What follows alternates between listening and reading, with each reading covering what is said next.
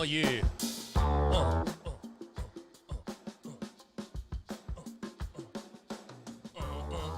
Love that music. What's up? What's up? What's up? What's up? Hope everybody's doing good. Had a good week. Hope everybody's good. I hope everybody is good. Give me a shout out and let me know if you can hear my voice, because I don't want to turn on YouTube and hear myself. What's going on, everybody? I hope you're having a good night. Thanks for joining me. Let me sip a little of my coffee here. Am I not focusing? What's going on? Come on. Look at this coffee mug. My daughter got this for me. America. Awesome. Sound is good. Looks like people are here. I see people coming in on the chisel chattel. It's good to see everybody. Lots of nice people, lots of familiar faces, and well, not really familiar faces, but familiar names at least.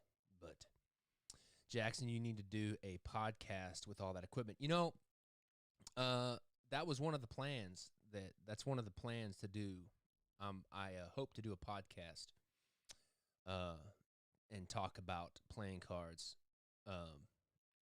and make it something a little bit different than all those other kind of playing card review sites, because I feel like I have a different perspective on it all. Let's see. Let's see. I'm going to answer a few questions, but I'm going to get right into it because I'm going to try to get a lot done tonight. So let me see here.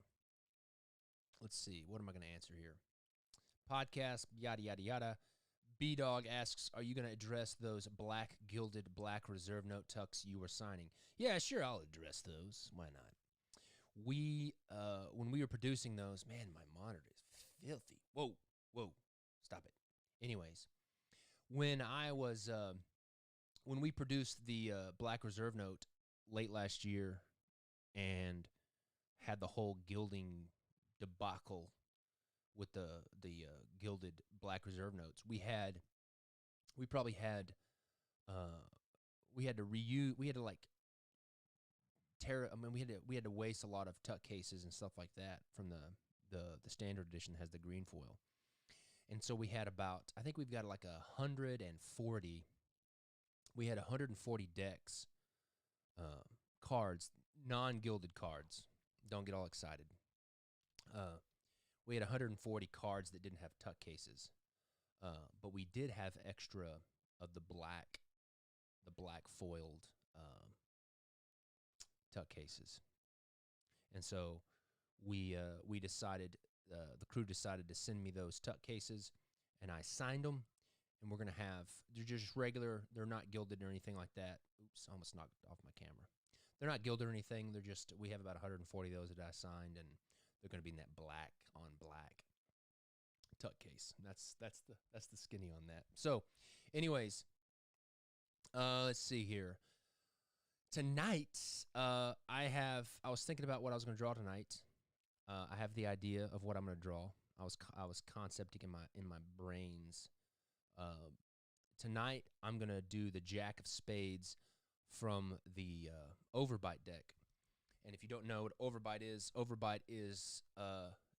going to be my camera is not focusing on me because I'm such a diva and I need to focus on me. Anyways, it's just really annoying. It's focusing on my monitor or whoa, my kids are going crazy. But anyways, the Overbite deck is my Halloween deck for October this year, for this year's subscription, King's Wild Short subscription deck, and that's October's deck. It's going to be a fun, crazy deck, and I'm excited about it. And I'm going to be drawing the Jack of Spades tonight. So I'm going to get right into it because I'm going to try to get as far as I can. I don't know if Parker's going to be here or not. He kind of had the weekend off. I'm not sure if Parker's going to be here or not, so I'll do my best to try to look over here at this screen that's right here and answer any questions that you guys have while I'm working. I've got the idea of what I want to do for this card. I'll kind of talk through it a little bit. Let me change my screen mode here so you can see my screen. There we go. There we go. So I want, the idea I have for this is I want to draw this glass dome, a glass dome for his head. And I want to put like, I want it to be like there's water in this glass dome. And inside the glass dome, instead of having a head, I'm going to put his, like a little tiny brain floating in water or whatever liquid is inside this dome. He's going to have his brain. This is the only thing I've thought through, and this is kind of where I'm going to start with. Inside this glass dome is going to be this little tiny brain, and then either one eyeball or two eyeballs floating, and then a pair of like a set of teeth, just floating in the water, like either a pair of dentures or just floating teeth in the shape of a mouth, just in the middle of this water. Because one of the things that I want to do with all of these monsters is them have really outrageous teeth, because the theme is monsters, like these crazy monsters.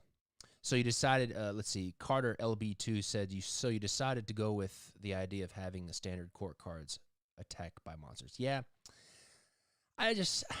I played with that a little bit, and I just was like, man, this is not fun. And I wasn't having fun drawing it. I like drawing monsters. I like drawing the more and more decks that I do, especially the subscription decks. The more and more decks that I do, the more and more I like to do crazy, unique court cards. Because I do enough standard court cards with my, table players that, whatever. I want to have some fun with it. So I'm going to start sketching here, and we're going to do this. Let me see here. All right, let me get this microphone not in my way. There we go. Make sure I'm all set up. My brush is good.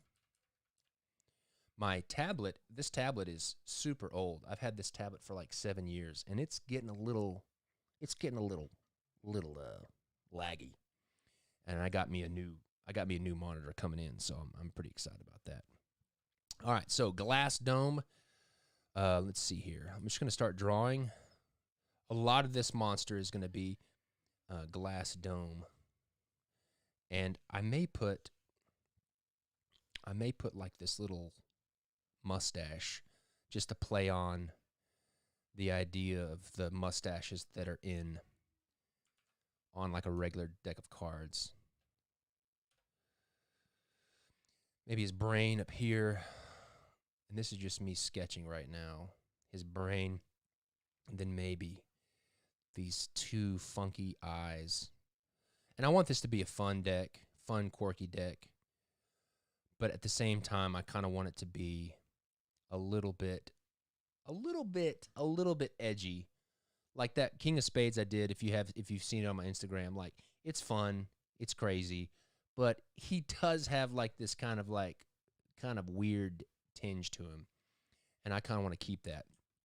And so I'm going to just sketch a mouth here, just in perspective that I can draw the teeth over. Just going to bring that down in opacity. And so, like I was saying, I want to draw these funky teeth just like floating in this liquid. So like there's a molar or something. Like that. Like here's his bottom teeth. A little long in the tooth he is. Little molar there. And it's just going to be floating in this water or formaldehyde or something. I told you to delete. Go away. There we go. All right, we'll just keep that there. And then the veins coming off the eyes. Maybe some fun little eyebrows inside the water, because why not? We can do whatever we want. And then the brain stem coming down the bottom. Then maybe like down here is like this gasket.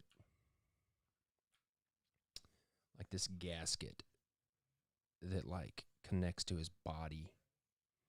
And that's where his brainstem is coming out of. I don't know. I'm just making this stuff up. People, relax. Got some bolts down here, maybe. Some stitches. Like it's like a little spacesuit or something. Then little tentacles or little nerve endings that go to the eyes. Yeah, I like that. That's fun. That's kind of what I was thinking.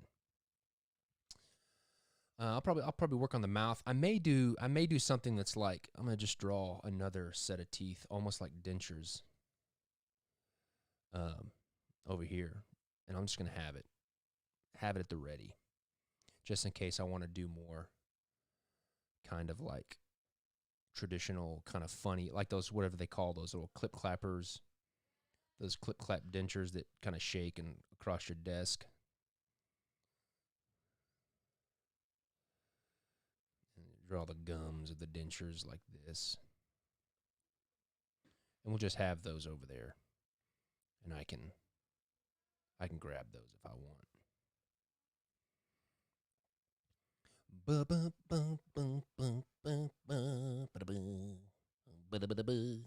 was listening to Chicago before I started tonight. I was going through this 80s power ballad mood. All right, we got some dentures over there. Wind up chatter teeth, that's right. Who knows? I kind of like those better already. Let me see here. Let me get these. I want to erase these. I kind of like those better already. Put those over here. Yeah, I like that. It's almost like he's smiling almost a little bit. Hey guys, how you doing? I'm a monster and I got some pretty sweet teeth. Just change the perspective up a little bit. And then bring down that brainstem a little bit. All right, I like it. Draw a little highlight on the glass. Now let's see. I'm going to make this a little bit bigger. Get rid of this thing here. I'm going to make it a little bit bigger. I'm going to squinch it just a bit.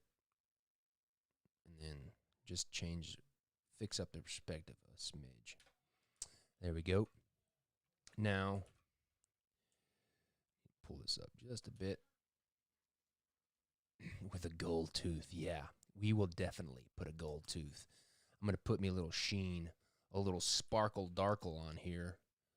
So I remember to put a gold tooth on this bad boy. Bing. Yeah, that'll remind me to put a gold tooth on him. All right.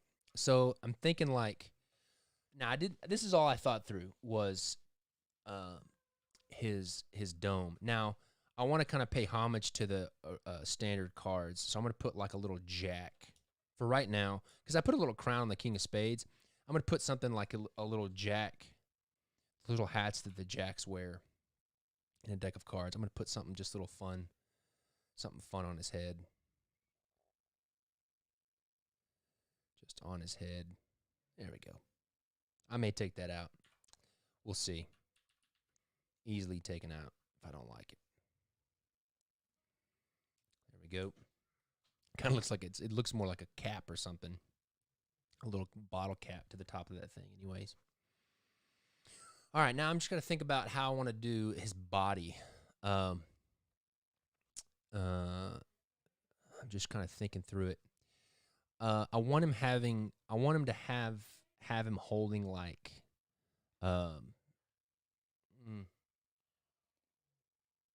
like the jack. I don't know what the Jack of Spades is holding. I don't know if he's holding. I think he's holding like a staff or something like that. So we'll maybe put something in his. The King of Spades has got like a staff with a globe already, and so maybe we'll put. I'm trying to think. What could we? Maybe he's got. Let's just rock it out and see what happens. So I'm gonna put some kind of fun. He's gonna be kind of a cross between a monster And he's gonna have some cyborg to him because he's got to have some special life support to keep him rocking. We're gonna put him a little Darth Vader, like a little Darth Vader control panel right here, like that. And we got some little buttons like that. Maybe got some little glass tubes. Have some like levels on it.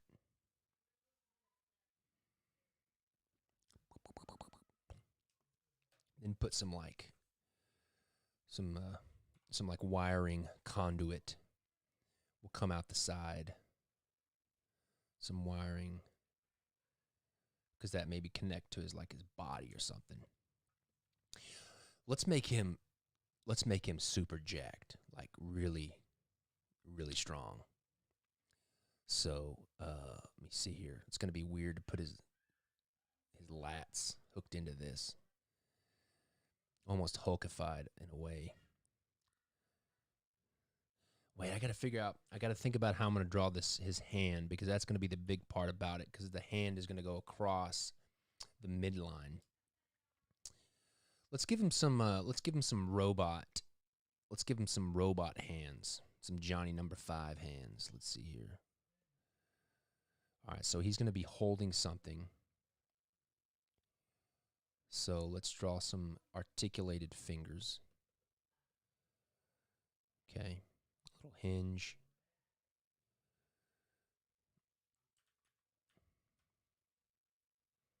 Like that.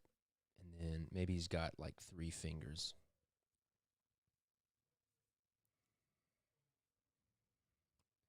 Little hinges right there.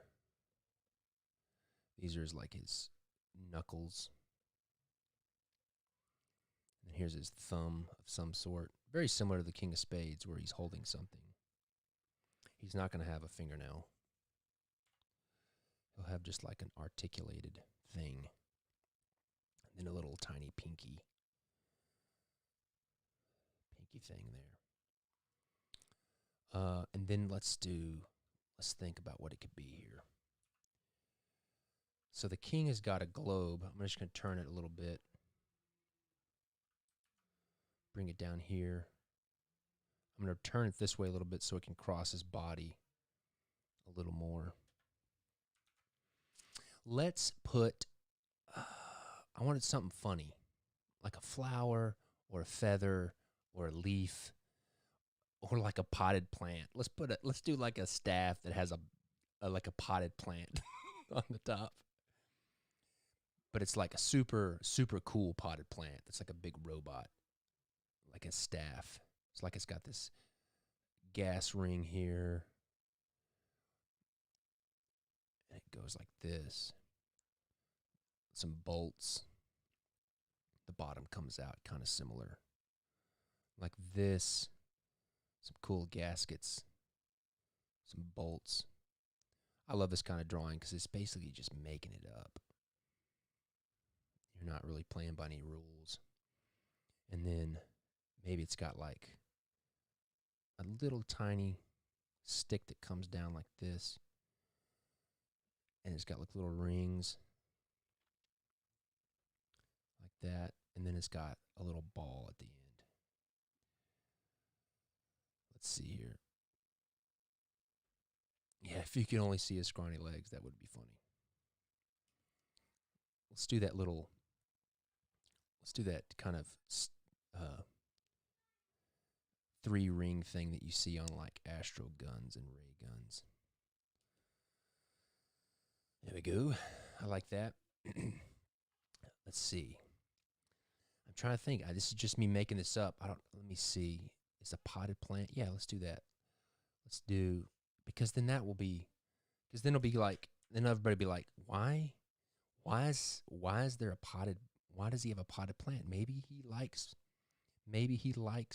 gardening, succulents. Maybe that's how he finds, his wusa, his happy place is with like little succulents. Or maybe it's like a little cactus or something. Or maybe a Venus flytrap. Draw it little. And maybe it's like hovering. Oops.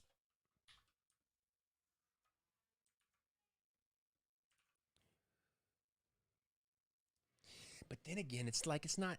Maybe that's not what I want to do. I'm just thinking through it. Maybe it's not. Maybe that's not monster enough for him. Maybe it needs to be some kind of weapon. Let's do like a mace or a morning star type thing. So let's do like this conical shape, like this.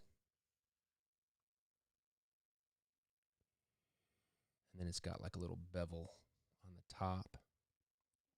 And then maybe like a really big bolt. There's the screw. And then from this, maybe there's like coming out of this are like spikes.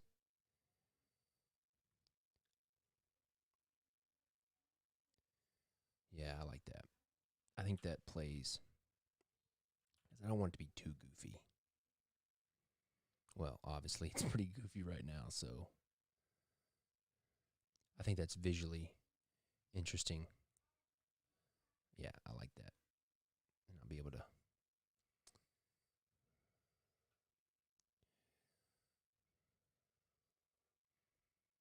Yeah, I like that. That's good. That'll be a cool little piece. I'm going to pull this off into a different layer just so I have it. What's going on? Oh, I don't have it selected.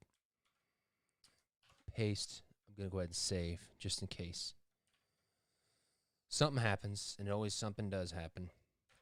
Now, because of this thing, I'm going to make this mace head a little bit more obnoxiously big. There we go.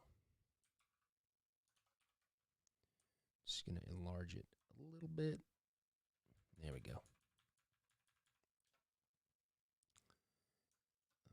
Merge that. I'm going to bring it down into the safe zone a little bit. Mystery Science Theater. It has a little bit of a Mystery Science Theater. You know, I could always draw that little net thing that's on the back of that guy's head. No, we won't do that.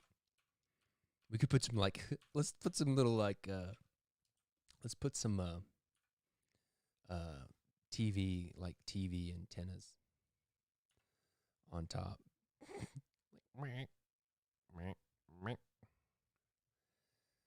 Like articulated little TV antennas. All right, we're going to figure out his body. I think I've put it off long enough. Let's see here. Maybe it's like what I'm going to do first is I'm going to go ahead and duplicate this stuff around, because when you have something that's like this big mace thing that's going across the midline, I want to make sure I know how it interacts. See how it interacts right there with his head. So that kind of tells me I need to kind of rearrange that a little bit, because I don't want to have that tangent where it touches. So I'm just going to pull it out a little bit, and I'll probably move his head over a smidge. I want to move it over just a little bit, because I want this to make more of an X visually, because X's are very very strong design elements. I know it's not going to be an X, but all right, let's see. Let's duplicate that, rotate that around. See, that's even worse now. It's okay. That's why I've got the undo button.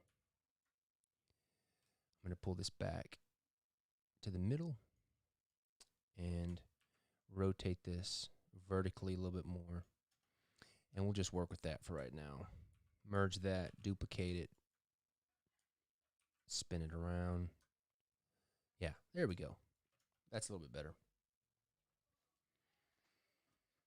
All right. So I'm trying to think. I'm thinking about having another arm. I got to make sure that I'm going to pull up I'm just going to open up the King of Spades just so I've got this letter, because I just got to have the size of this K in the right spot, because they're all going to be kind of similar in size. So I'm just going to pull this K. Where's it at? Okay, here it is. Let me see if that's it. Yeah. Yeah, that'll work. I just want to have this there for placement because the indexes will all be kind of the same size.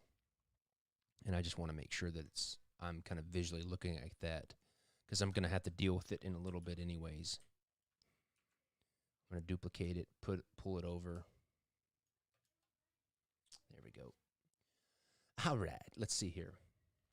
I'm going to, I feel like I'm putting off the body, so let's go ahead and knock through it. Let's have some sort of, maybe it's like some kind of cylinder here. I'm just going to sketch on another layer. I'm going to sketch on another layer here. Like it's some kind of cylinder. And then maybe he's got these parts that have his arms coming out.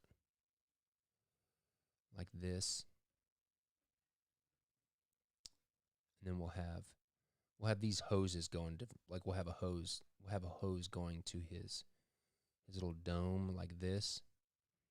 Maybe that's like sending this is filtering his formaldehyde that his brain and stuff is in. And then we'll have this arm come down here. We'll have his elbow down here. And then some kind of shoulder thing down this bicep. I'm just kind of working it. Oh, I like this. I have an idea. So we'll take this one. We'll have a shoulder here. We'll have a shoulder here. And then this. I got to think about where this elbow. I'm going to go ahead and duplicate this elbow that I just drew, because that's going across the midline. And I know from experience that I want to go ahead and figure out where that's going to be placement-wise. There we go. So what maybe what I'll try to do is take this arm. I don't want it to be too busy, and it may get busy really fast. But maybe you have this handle of the scepter coming down. Then maybe what I'll try to do is bring this back arm up like this, and his elbow there, and then his other hand kind of right here. But that maybe end up being too busy, and it'll come in front of this little scepter. I don't know. We'll see. We'll see how that looks. Or I could have him holding the bottom. I always like doing that, where you have one side of the card interacting with the other side. So let's try that, to where this arm comes over here, his elbow's right here, and then maybe this hand. I don't know. We'll see. I don't know. Maybe not. I like the other one better, actually. And it's just kind of me thinking through it. I do like the idea of it going over the top, but that hand's going to be really big. Maybe he's got something different. Maybe it's not a hand. Maybe it's like a hook or something. Maybe he's got like a Captain Hook thing where it's like this. Yeah, we'll try that. Have him holding the K or the spade. Yeah, we could do that. Let's see here. I'm trying to think how we could, maybe he's got like a short. I like that idea. I'm just trying to think about how we could do it, because there's this elbow down here is going to kind of cause problems. But I do want to. I like the idea. Maybe he's got like a fork or a spork or something that he's holding it. But I don't want to waste all the cool stuff on one card. So I'm going to stick with this for right now, the hook where it's coming across the body. I'm going to go ahead and duplicate that just so I have it visually. Okay. Control J to duplicate. Control T, free transform. Yeah, I like that. All right, let's see what happens. All right, wait a minute. I'm going to take these antennas, and instead of up here, I kind of have this open space right here. I'm going to add the antennas to the side like this. And they're going to be fun little, like little springs with a circle, with a little sphere, like that. I like that a lot better. All right. Now I'm just going to, now that I've kind of got it, what time is it? 9:30? We're doing good. Now that I've got it worked out, now I'm just going to fade everything. I'm going to fade everything out, and then I'm going to redraw it, and I'm going to start tightening things up. And especially, like, obviously I have to draw his arms still and figure that out as I draw it. But this kind of gives me an idea where all those things that are crossing the midline are going to be. And so I can delete those now because I only need to draw one. So I'm going to delete this stuff. Oops. All right, there you go. That kind of gives you an idea of what he's going to look like. Let me see here. All right. I'm going to take all this. I don't want to take my mid lines. I'm going to merge these, and I'm going to bring the opacity down pretty far. And then I'm just going to draw over the top of it. And so what I'm going to draw now is basically going to be, this will be my final line drawing, what I'm going to be drawing now. So I'll kind of go at it a little bit more detailed. Make me a new layer. I'll probably start talking less because I'll be concentrating more. I want to put his eyes a little bit buggy, so not quite center, because he's going to be kind of crazy.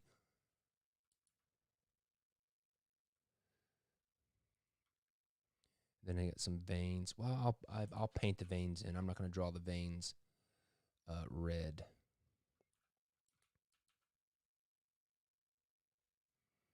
Draw some areas some like fleshy areas that are coming, like the muscle or something. Like that. There's little stems. And his brain. You know, I always forget. I always need a reference for a brain, but I'm going to wing it. I want it smaller than that. I want it to be like a little tiny brain. Little Abdullah Ablungada. What is it? Right here? A little ball right here. And then the stem.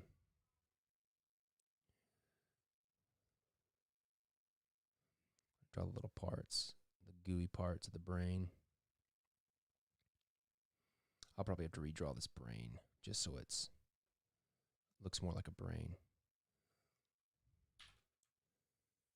Take this, cut it. Whoa. See, I told you my tablet's getting a little.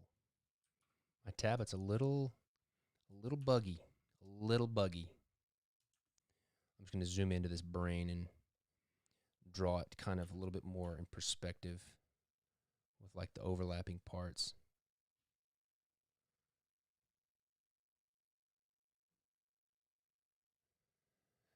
Do do do do do do do do do.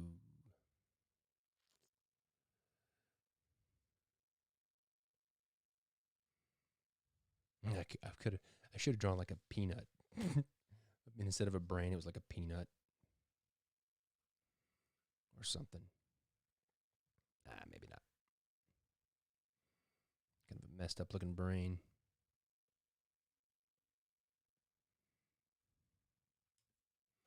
Then we got the little stem or whatever. Fleshy bits coming down, attaching to the eyes.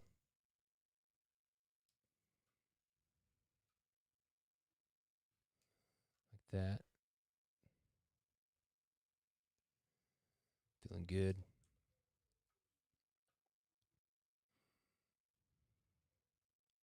Got to come up with a good name for this guy. Maybe y'all could talk about the name, what we're going to name this guy as I'm drawing him. There we go. More of the stem here. Don't forget his eyebrows, Robinson. Let's draw his little fun eyebrows here. He's like, hey guys, what's up? Just hanging out. My fluid. My formaldehyde. Yes, brain spade like my sticker. The brain. Remember Pinky and the Brain? Hey, Pinky. Are you thinking while I'm thinking? No brain. Where are we going to find rubber pants and fit us at this time of night? I love Pinky and the Brain. All right, let's draw these dentures. Let's draw that little dip that you have, that dentures have in that front part.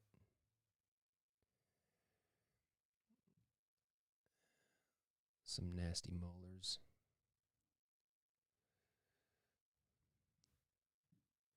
There we go.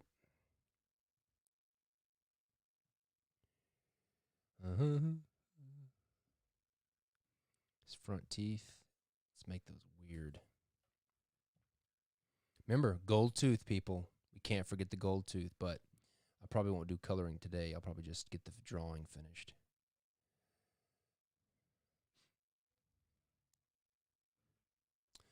There we go. Top tooth done. Let's draw this bottom jostle. Let's see here. There we go. Those bottom teeth. There we go. That needs to be a little bit more sharp. To be a canine tooth. Then his molars. There we go. What kind of tooth is that? What was that? What is this, amateur hour here? Okay, good. And then let me see if I'm going to see that back part. I'll probably see a little bit there. P-brain. You know what? I'm not going to delete the brain. I'm not going to delete the brain. I'm going to erase it right here. I'm going to erase this one.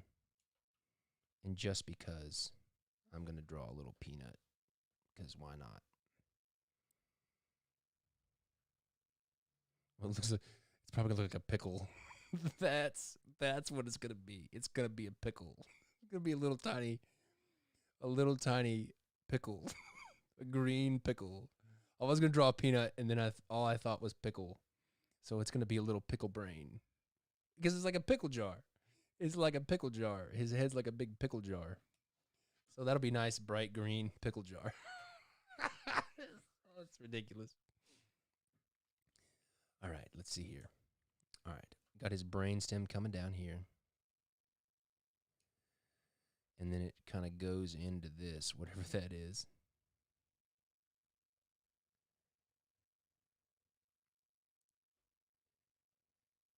We'll draw this thing, whatever this thing is. His little collar. I'm just kind of making it up as I go.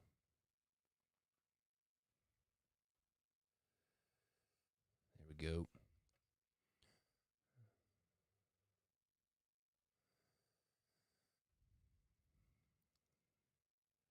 Let's give him a bow tie. Why not? It's getting really quirky now. The bow tie is inside the formaldehyde.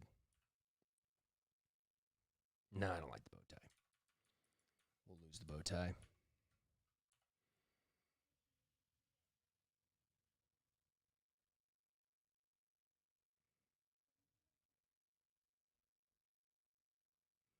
Some little bolts or something. Just something I can color. Basically is all that is. Break up in the shape. Yep, that's good. Then maybe there's like a seam. Seam in the metal here, or whatever it's going to be.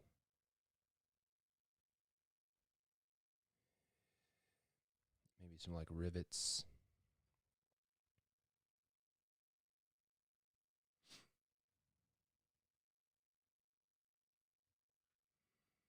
Good, good.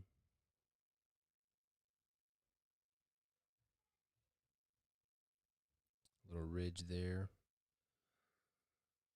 Sticker. Oh, yeah, I could do a King's Waltz sticker on the jar. That's a good idea. That's a good idea. I'll do that. Done. All right, let's draw whatever kind of gasket is going to be at the bottom of the pickle jar.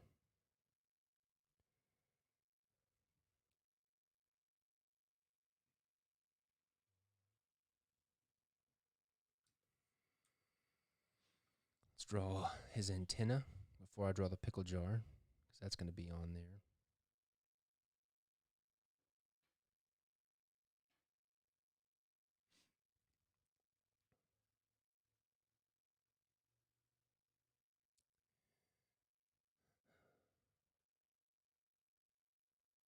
Little springs coming around like this.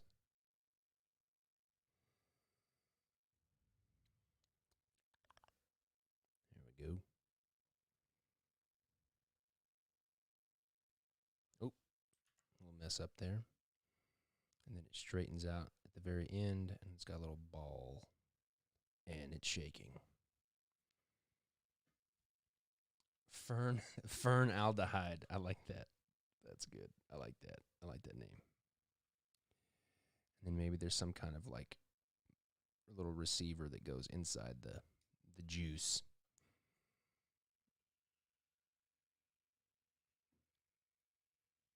And draw the dome. I'm going to draw the thickness of the dome here.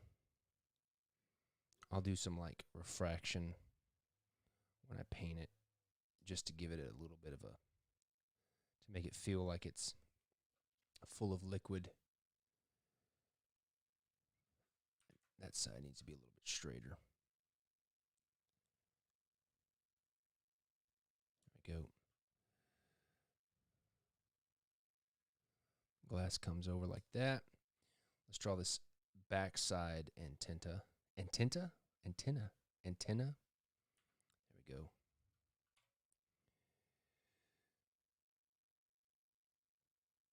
It's going to get refracted a little bit. That's okay.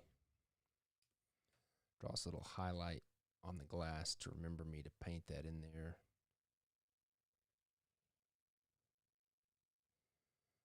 Some over there. Little nodule coming in here into the juice.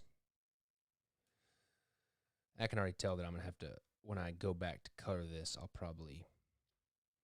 I can already tell that a lot of this is going to get, I'll clean a lot of this up when I go back and start coloring.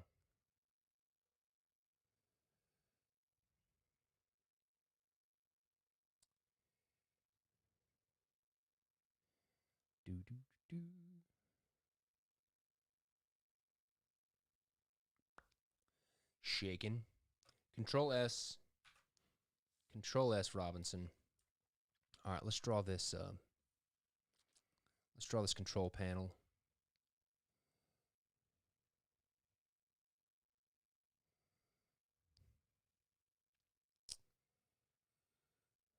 Let's make it a little bit wonky,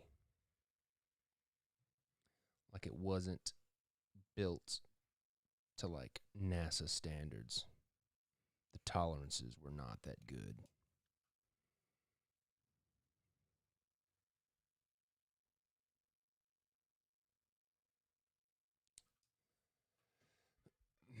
He looks a little drunk. Maybe he's drunk. Who knows? He's basically, his brain is sitting in formaldehyde or pickle juice, one of the two. So he's definitely not going to be totally coherent of what's going on.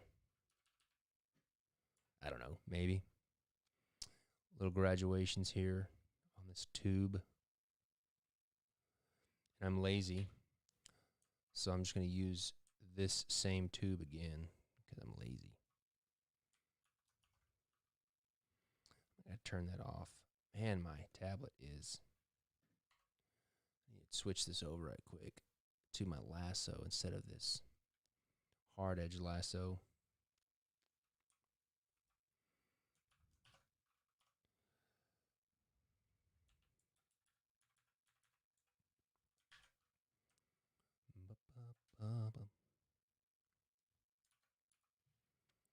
Fix that perspective on this guy a little bit.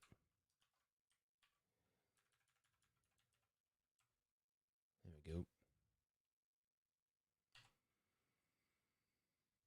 Draw this little speaker box thing right here.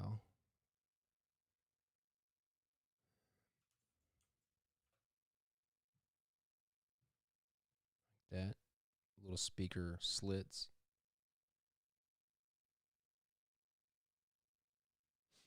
And it's going to have the screws in the corner. The speaker box. Let's see. When you color it, you could have a fluid like up at the top of the jar and maybe some bubbles rising up. Oh yeah, we could totally do bubbles. Let's do some bubbles. You know, it's like, and then like at the top, maybe it's like sloshing. Maybe like there's a, it's sloshing around up the top.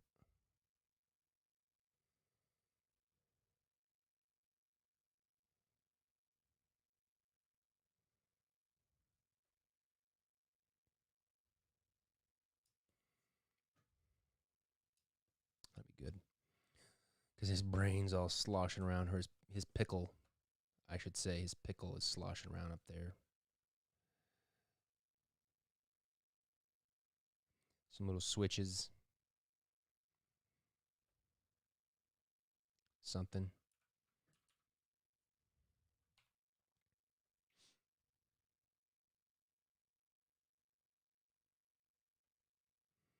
Maybe a button. Yeah. I'll probably end up redrawing these buttons. Just trying to get them in there so you guys can kind of see, maybe, hopefully, this whole thing here. Some battle damage. Maybe it's got some battle damage on it.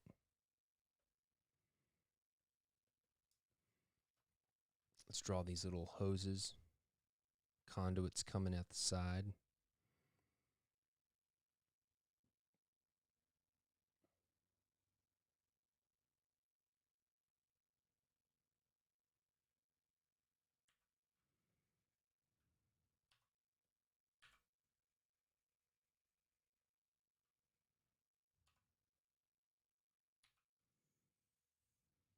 Copy, paste.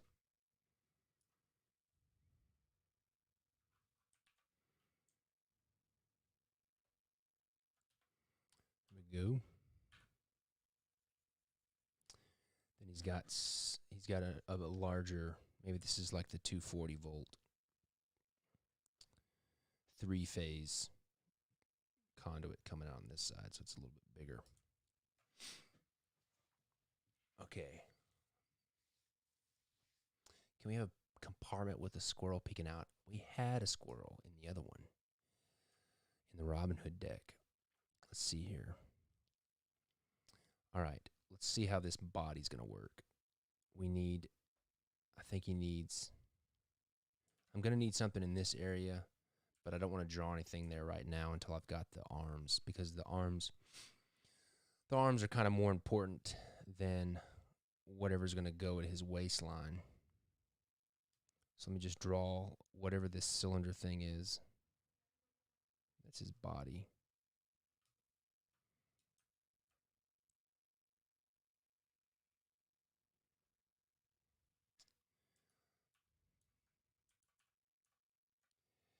Okay. Maybe the seam is a little bit bigger there. It's not quite watertight. Let's see. Let's do this. I'm just winging all this right now. Just thinking it up as I go. Maybe he's got this big this metal band that goes up the top here, like this.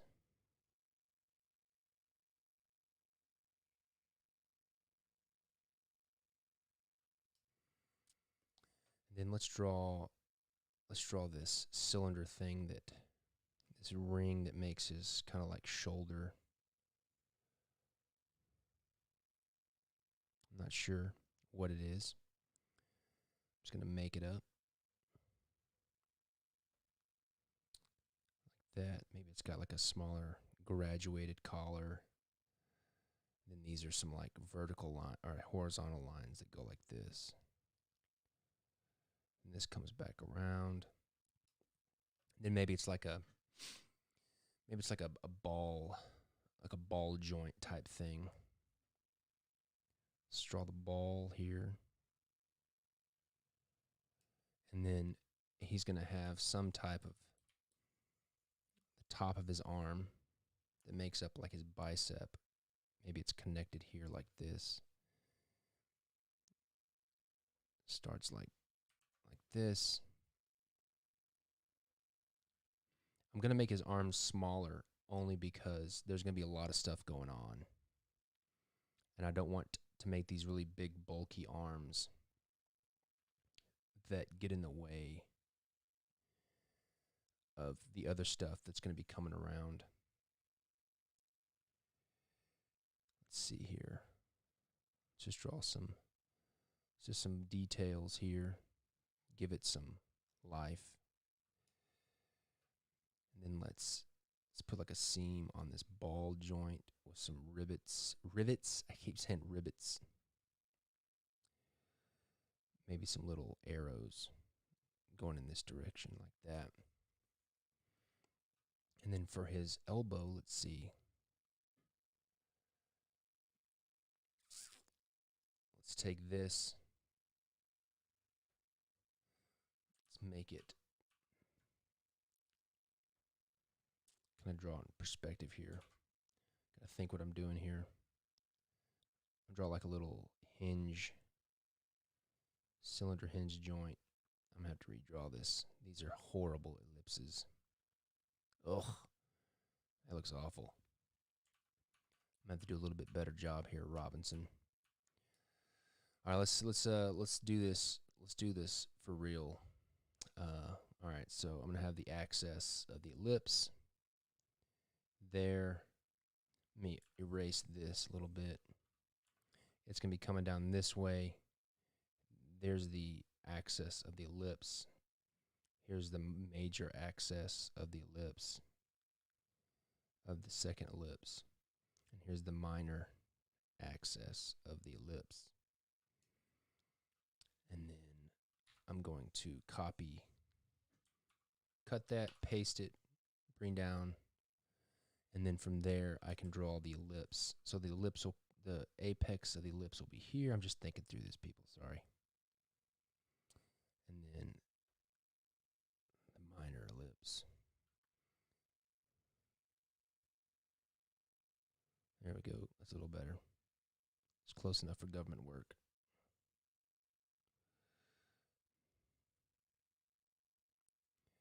Draw this little elbow joint.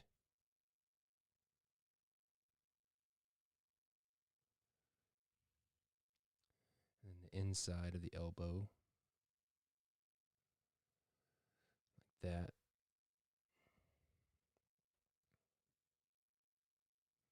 And this comes out. Let's make this come out a little bit.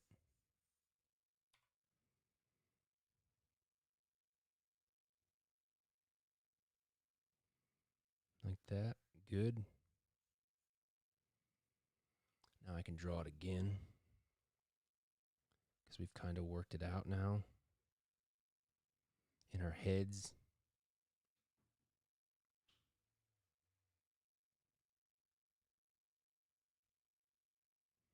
Some kind of screw. I keep thinking this is like, I used to have an old Bronco that the younger people won't get this, but the four-wheel drive, to turn it on, you had to turn the hub locks on the wheels to turn the four-wheel drive on. That's kind of what this thing is. At least that's what I think it's going to be.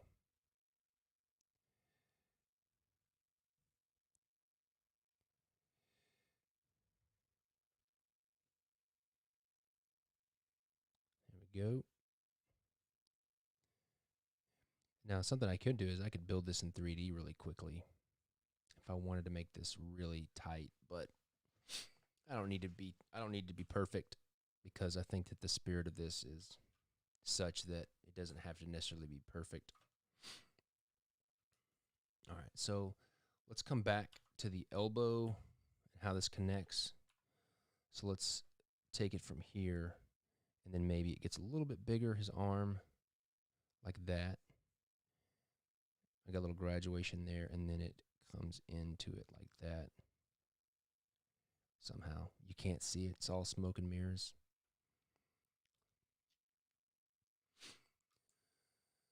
Control S so I don't lose my work.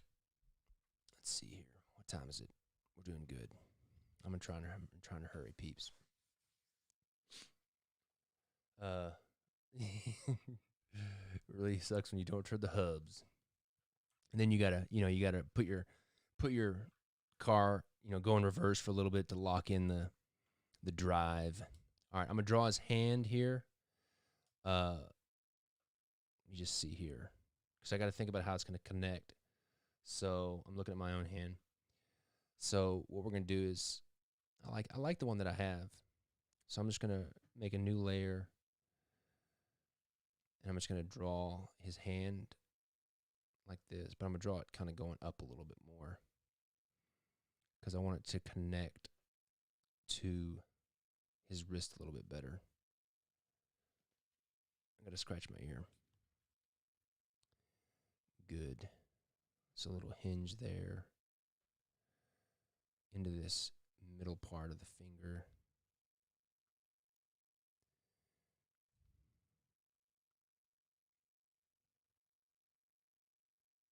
This is I'm loose. I probably shouldn't do it this loose.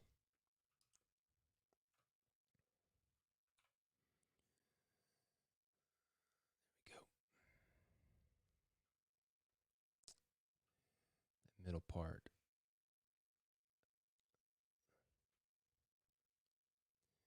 There's the last part of his hand, or his finger, his index finger.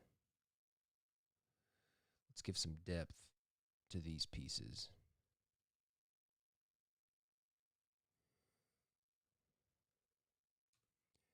Good.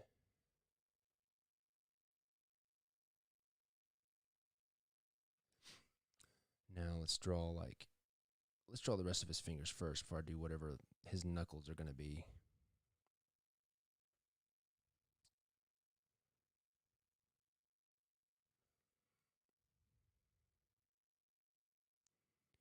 There's the top part, the middle part.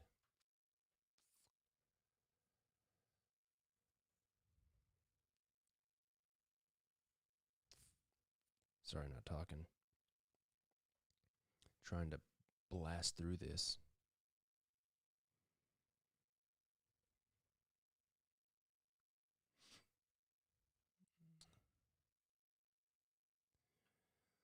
I want to make it not end. Give a little bit of a variety so it goes a little bit longer. There we go. Give it some depth. Give that little seam down the middle just for some variety. And then let's do his little pinky.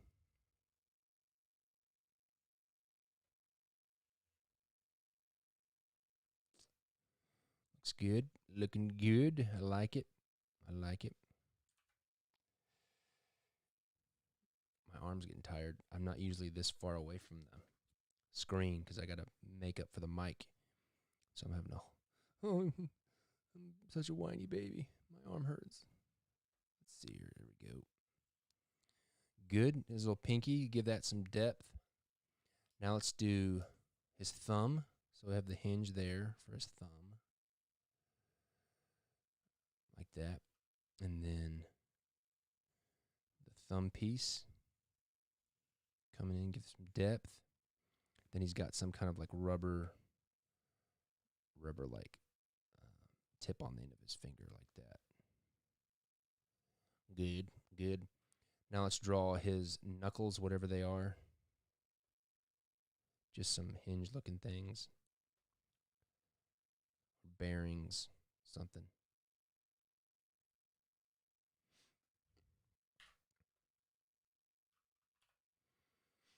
Mm-hmm.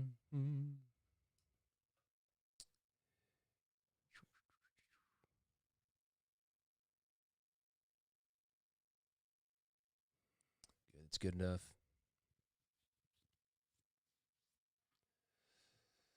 All right, let's draw this scepter thing here. Mace, something.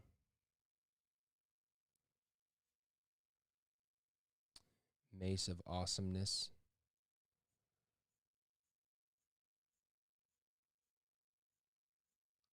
Some knurling on the edge.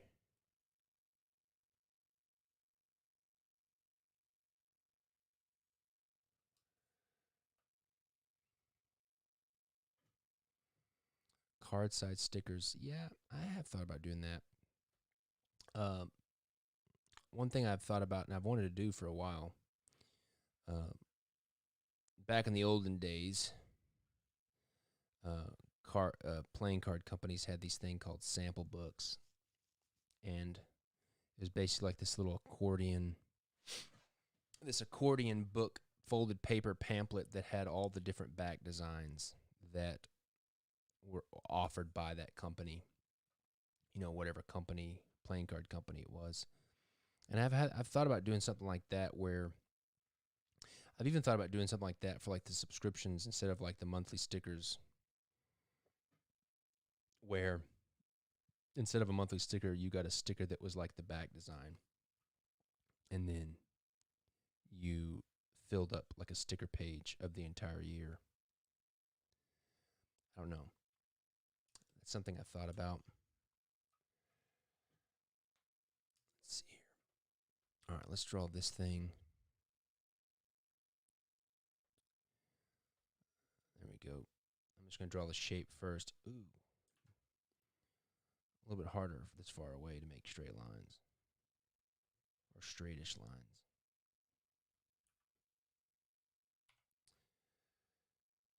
Okay. Let's put a gouge up here like that. A gouge in it. He's been in battle. He's been in monster battle.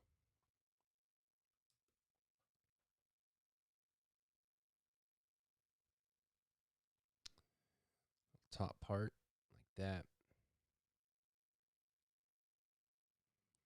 And then maybe it has like a big, like we talked about, a big bolt or something. A hexagonal bolt at the top with a big nut. Okay. There we go. Let me beef up this line a little bit. Okay. I'm going to save the spikes because you can kind of see the spikes there, and I'll spend too much time drawing the spikes. They're going to be there. I just don't want to waste any time right now drawing the spikes.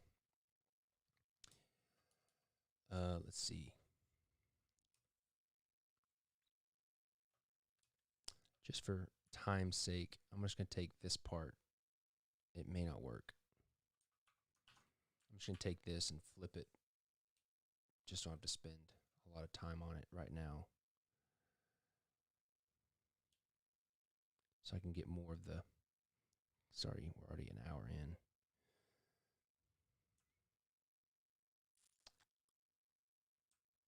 There we go. That's good enough. Just change up the perspective a little bit.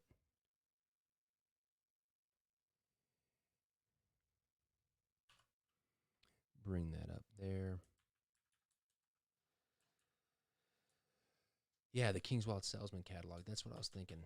I've always wanted to do that. I always thought it would be cool. I was going to do it last year, but I was going to do it this year, but I just didn't. No, wait. I was going to do it in 2019, but I just didn't get all my ducks in a row to do it. Okay. I'm going to draw a straight line Let me save this. Make a new layer. I'm just going to do a straight line down to here so I know where I'm drawing. There we go. Because I don't want to draw this thing all wonker jawed. Okay. Let's go here. Starts like that. And then gets smaller. And then from there, comes straight down. Like this.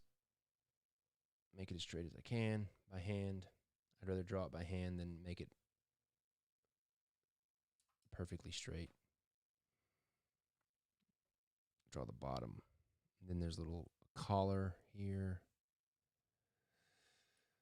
Mess that up a little bit.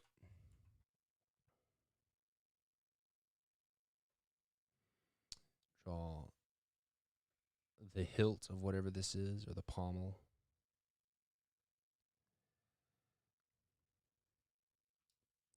And then maybe it's got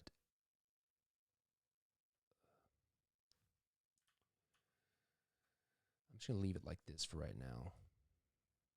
I may come back and do that this thing here. I don't know, though. I'm just going to leave it like this for right now.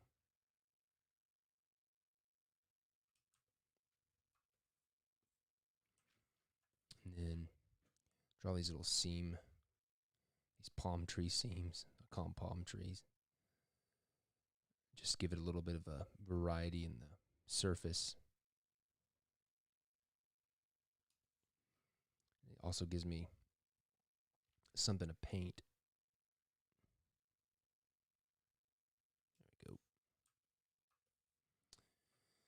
Control S. Then let's see here. I'm going to go ahead and, well, Robinson, you drew this behind his arm, and that's not what we wanted. We wanted to draw it in front of his arm. So let's go ahead and draw that in front of his arm. Like that. Oops. Okay, now let's draw the back. Let's draw the back of his hand or whatever. Not going to be much there. Don't really have to draw that much. Just kind of hint at the back of his hand. Then that same kind of, let's see here. This will be a different. This will kind of come up here like this. And then it'll have a very similar thing where it gets bigger and into that hinge or bearing or whatever you want to call it. Then maybe there's like a little seam down here that comes in like that.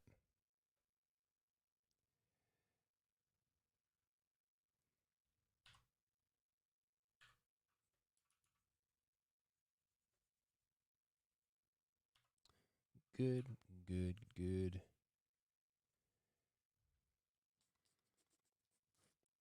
Kind of reminds me of Kane from RoboCop too.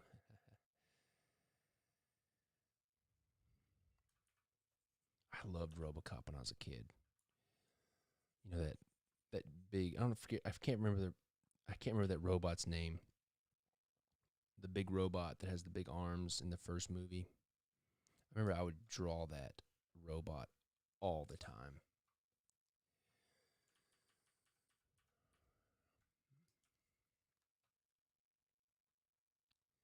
There we go. I just got a hint at something back here. I need to flesh it out a little bit more what that is. But just want to get it in there so I've got something. Maybe put little stripes, like little warning stripes on this part of the arm.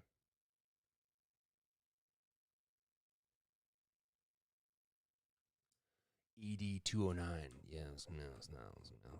Yeah, I'm definitely have to redo this. That looks bad, but I'll figure it out. All right, let me take, what I'm going to do now is I'm going to quickly, let's see here. Trying to think what I want to do. I'll go ahead and draw these spikes just because it's going to annoy me that I didn't draw them.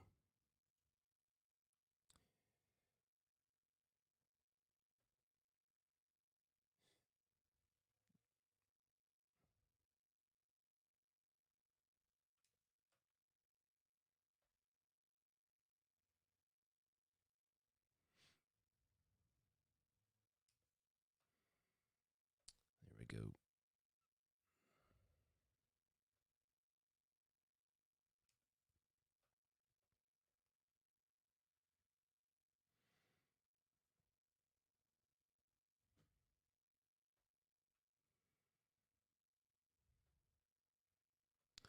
Yes, I love RoboCop.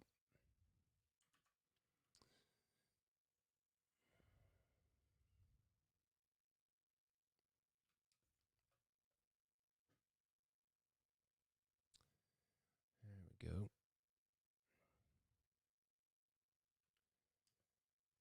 Sir Pickle.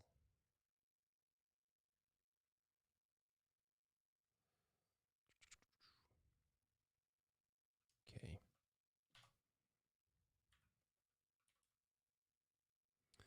Good, good, good, good, good, good.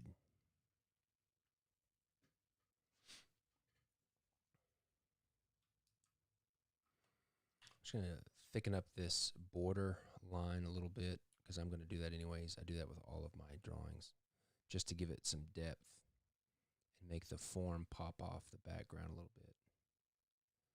I'm just going to thicken up this holding line.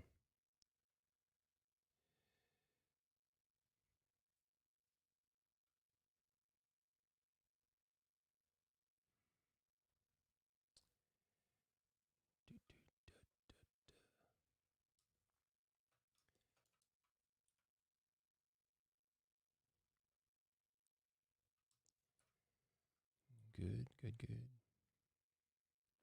And I'm going to do this before I duplicate it over because I'm going to have to duplicate this over anyways later on. So I might as well get it over with.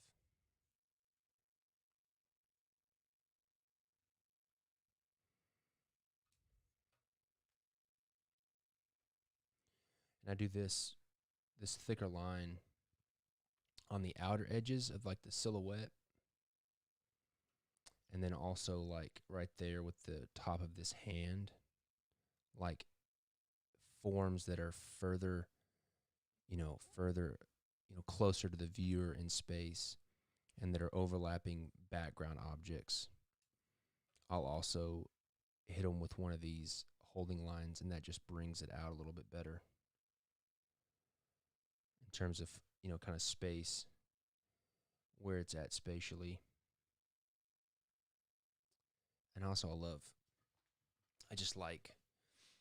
like really graphic line drawings. So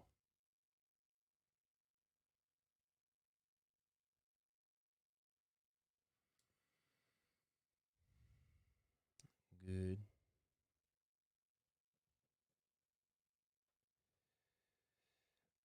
And it makes it really pop in the end as well.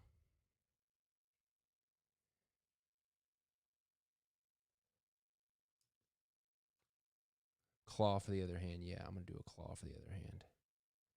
At least I'm going to see how it goes.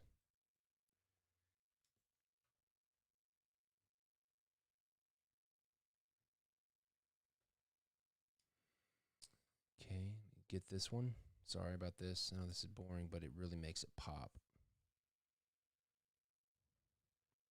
I'm going to have to redo it anyways if I don't do it now, so.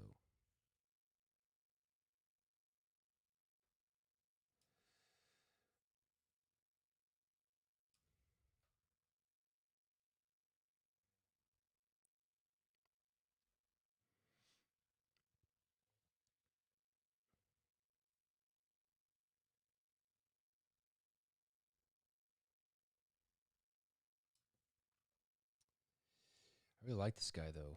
He'll be fun to color, especially that slosh tub of pickle juice. That's gonna be a lot of fun. Oh, I forgot to do the hoses. Let's do the hoses too after this. Da-da.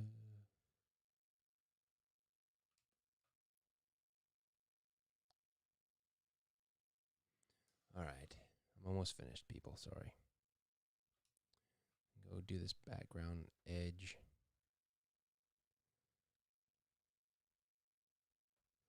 All right. Let's do a hose. So let's put one hose going into here.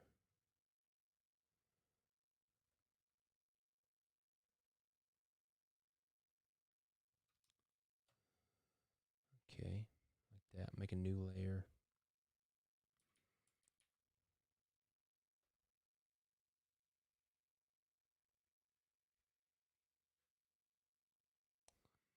Draw that line.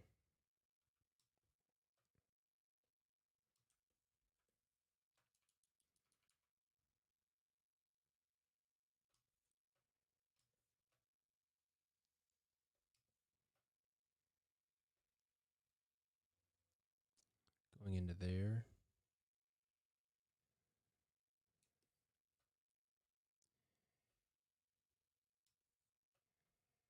And then let's give it some ribs.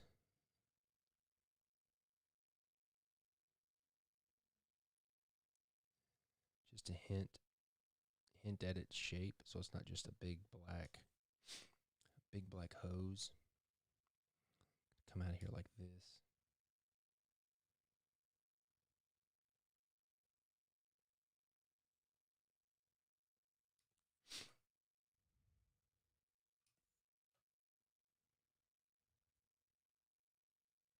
Good. Connect this perspective here.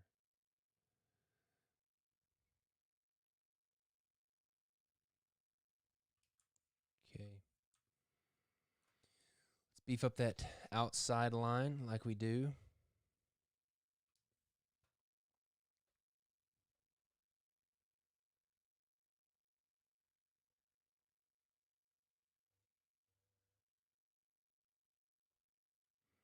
Go in now and erase that background. Okay, good. Got that. Let's get this. It's not the one I wanted to erase. I want to erase that one. Nope. Where's my layer? That's the hose. That's the one I want. There we go.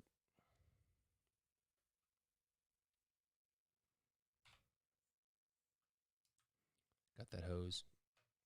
All right, I'll draw these other hoses later. All right. Let me see here. I'm going to go ahead and duplicate what I got around, because I know I need to work around it. Control S. I don't want to duplicate that. I'm going to duplicate everything else except that. I'm going to group that. Control J. Control T for free transform. Now notice I'm going to need to add my kind of darker line around the head. All right. So now let's draw his hook.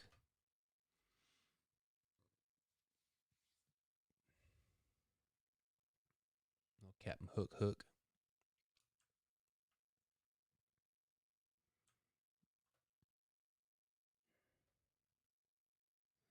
So the base of the hook there.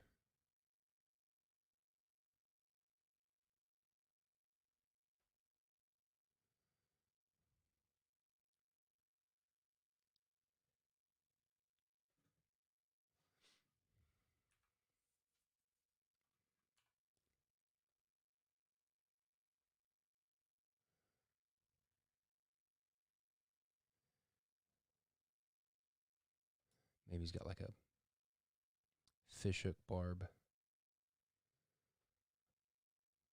on the end of it. Let's do a little homage to Jaws.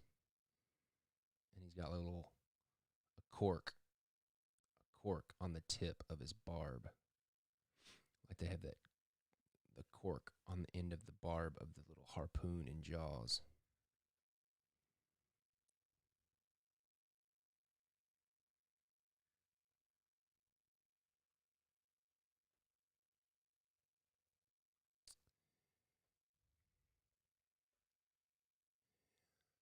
Let's see, yeah.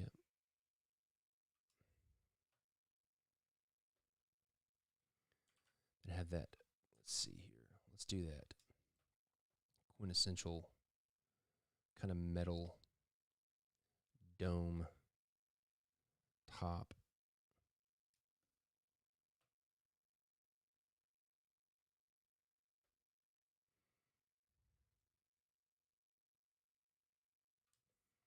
So it's going to kind of terminate behind that. So we're going to just think about what that. So I have his other arm there. Let me see here. Let me draw this. I'm kind of at a point where I want to be done. I'm running a little bit later. Let me erase some of this stuff.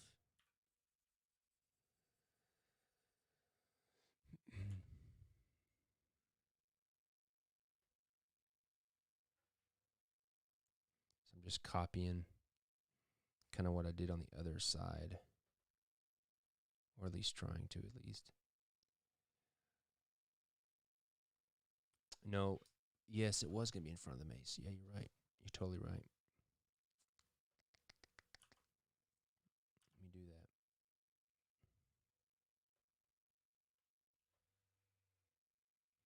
Good call. Good call.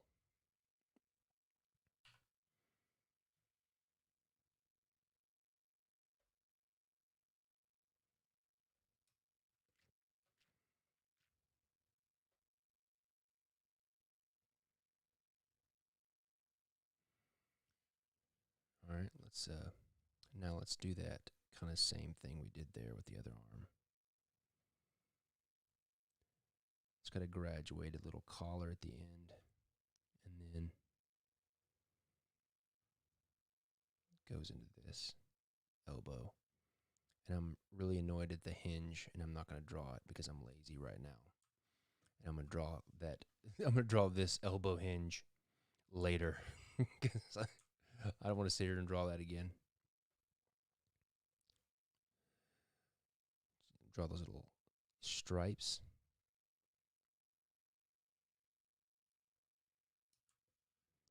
I don't like this tangent right there that that's making. So let me see. See if I got that on a different layer. Yeah. So I'm just going to move this up a little bit so it's not making that tangent. And then what I can do is I'm going to duplicate. Let me just go ahead and finish his shoulder. Okay. This kind of comes in like this.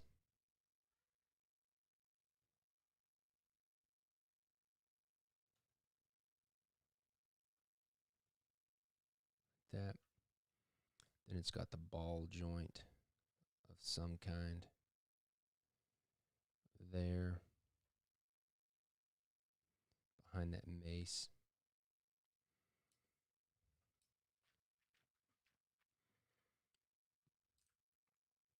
I'm so lazy. I don't want to draw that elbow. I'm probably going to have to end up trying to figure something else. No. Oh, Jackson, quit being so lazy. Let's just do it. All right. So it's going to be turned on its side. Look at this other one. Okay. Let me see. Let me see how lucky I am. If I can salvage this one just to have it in there. I'll need to redo it, but I'm just going to try to see if I can copy this one for right now. Get all these lines.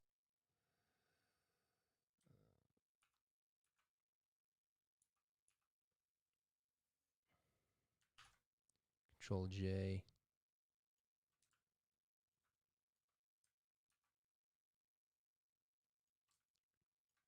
Now this one's going to be over here like this. Turn on its side.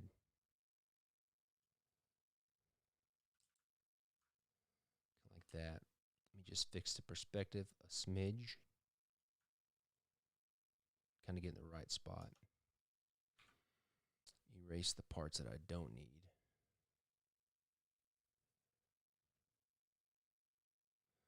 Move it just a wee bit this way. Good. Erase this stuff. Good. And then create that little graduated thing there. And it flares out. What did I do on this other one? It's like a little slit. So it goes up like this. And it's got that little slit right there.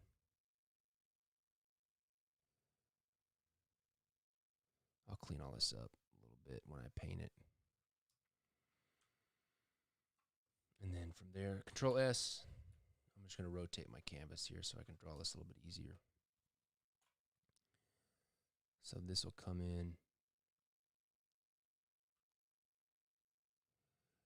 like this. This will go straight into here.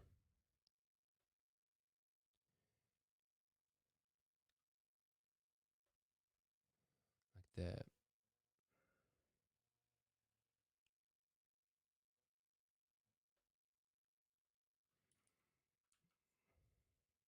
Go ahead and draw my thick line. Oop, a little too much. This is all very messy. I need to clean this up a lot.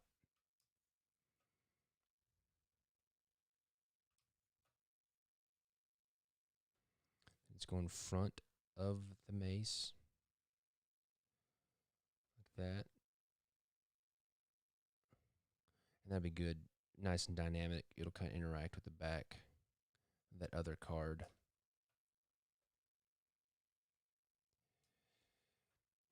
Let's see. There we go. Give us a line here.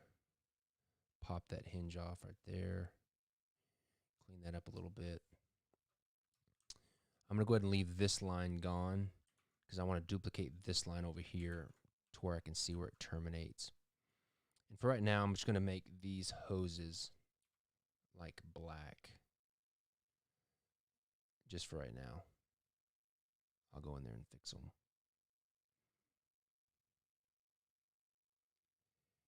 And they'll go into his dome like that. Maybe they go in like this. It's like one little plate, metal plate.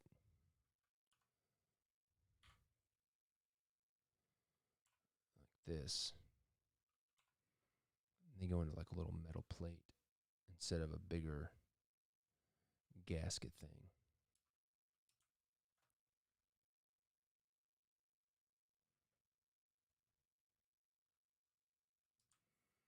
It's good enough for right now. All right, let's see here. Now, what I want to do is I'm going to delete the background just so I don't have the noise. And then I'm going to delete all the stuff that I don't need to keep with me. Control S. Now, what I'm going to do to see what's over here, I'm going to merge this arm so it's all together. I need this part here. I have to do this a little bit different. All right. Let me see if this is all one layer. Yep, good. All right, so I'm going to delete. I don't need this group here. I'm going to check it. I need to put this arm and such in this group. Okay, so I got all that in one group. I'm going to go ahead and, just because I can, and I'm already there, I'm really close, I'm going to go ahead and knock in that thick line around the pickle jar.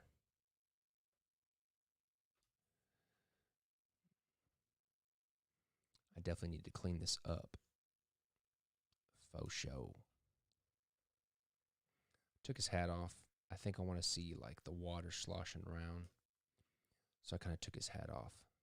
That's what I did, if you were wondering.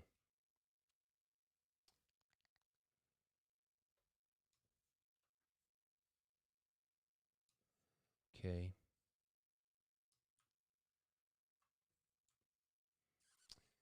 Give a thicker line to these dentures or teeth.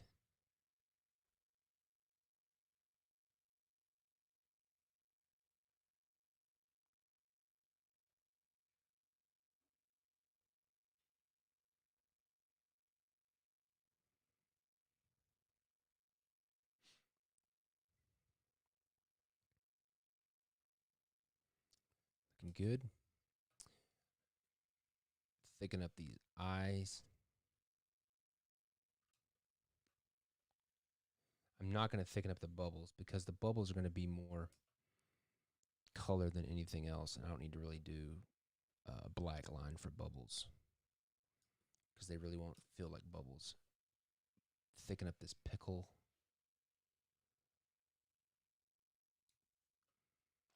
This little brain stem.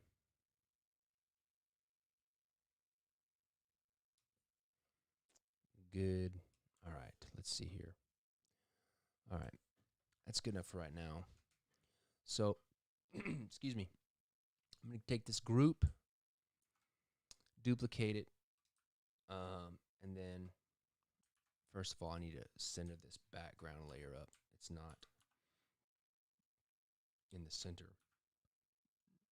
Duplicate, Control J, Control T, free transform.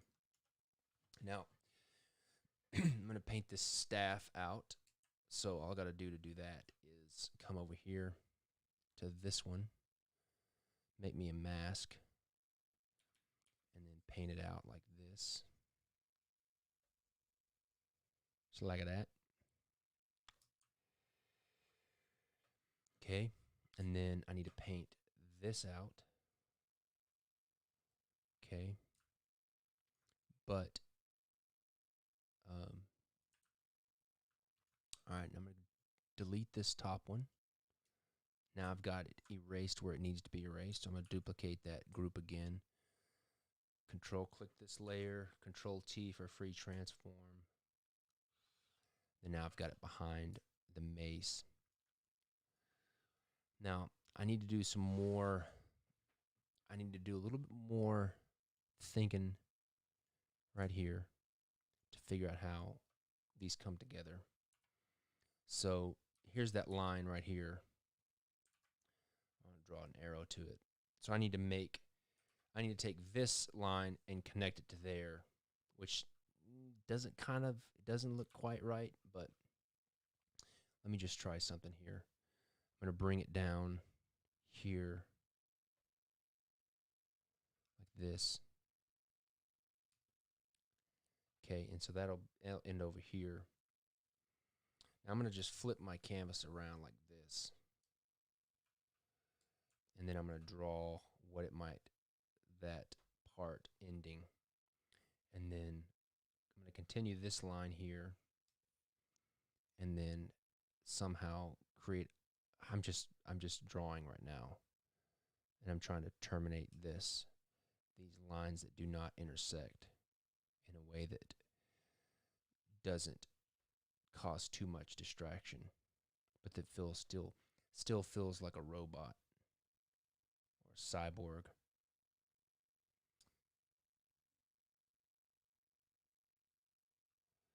We'll see what that does.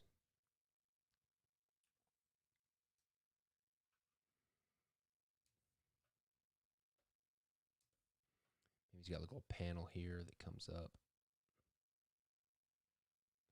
Some rivets.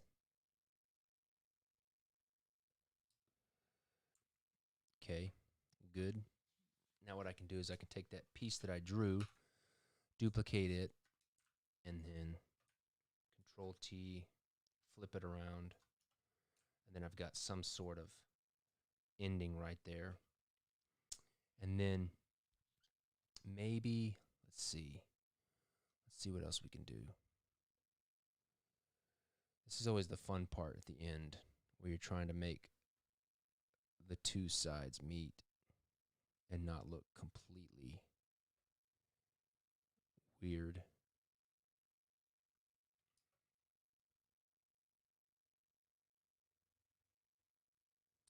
Some kind of belt or something.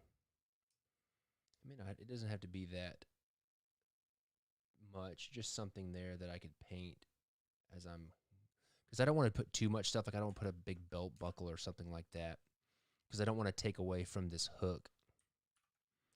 So that may be enough, because it's going to look a lot different once I start putting the, yeah, that's going to be good.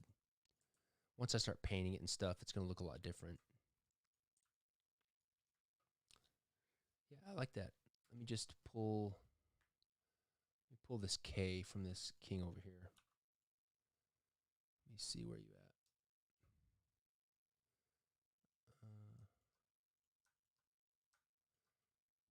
It's a jack. I know it's a jack. I'm just pulling it over so I can kind of get the placement again.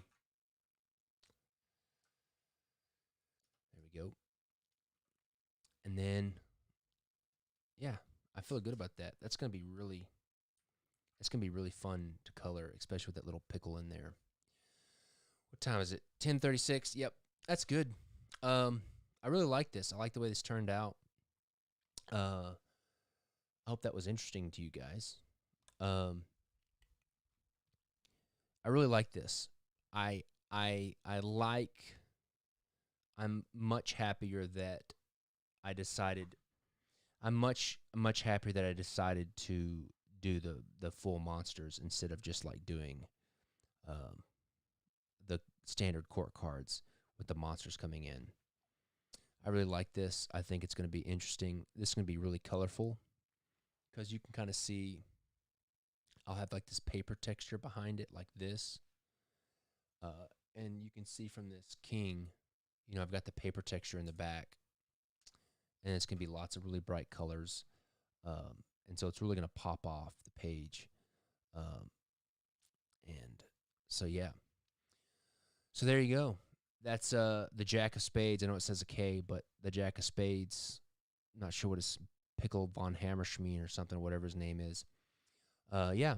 So I'll take a few more minutes. I didn't drink all my coffee.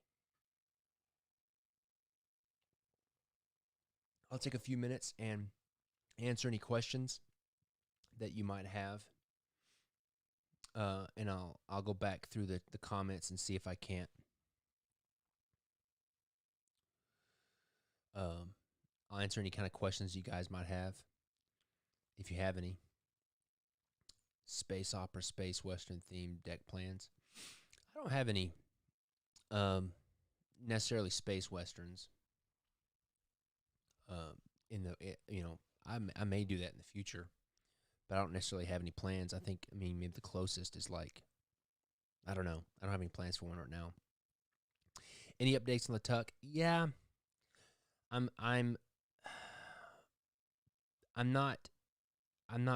losing confidence in the tuck only because I'm hoping, I knew it was a stretch if we could pull that off where you could do the tuck inside the tuck inside the tuck. It's not off the table yet, but my box manufacturer is still, they're having to create the die lines and the template files. And I think that we have a solution on how it's going to work. The problem that we were facing was that, I mean, obviously the first tuck case is fine because it's a regular tuck case. And then on the top of that, you would have a slip cover. A tuck case that's split in half that slips over that.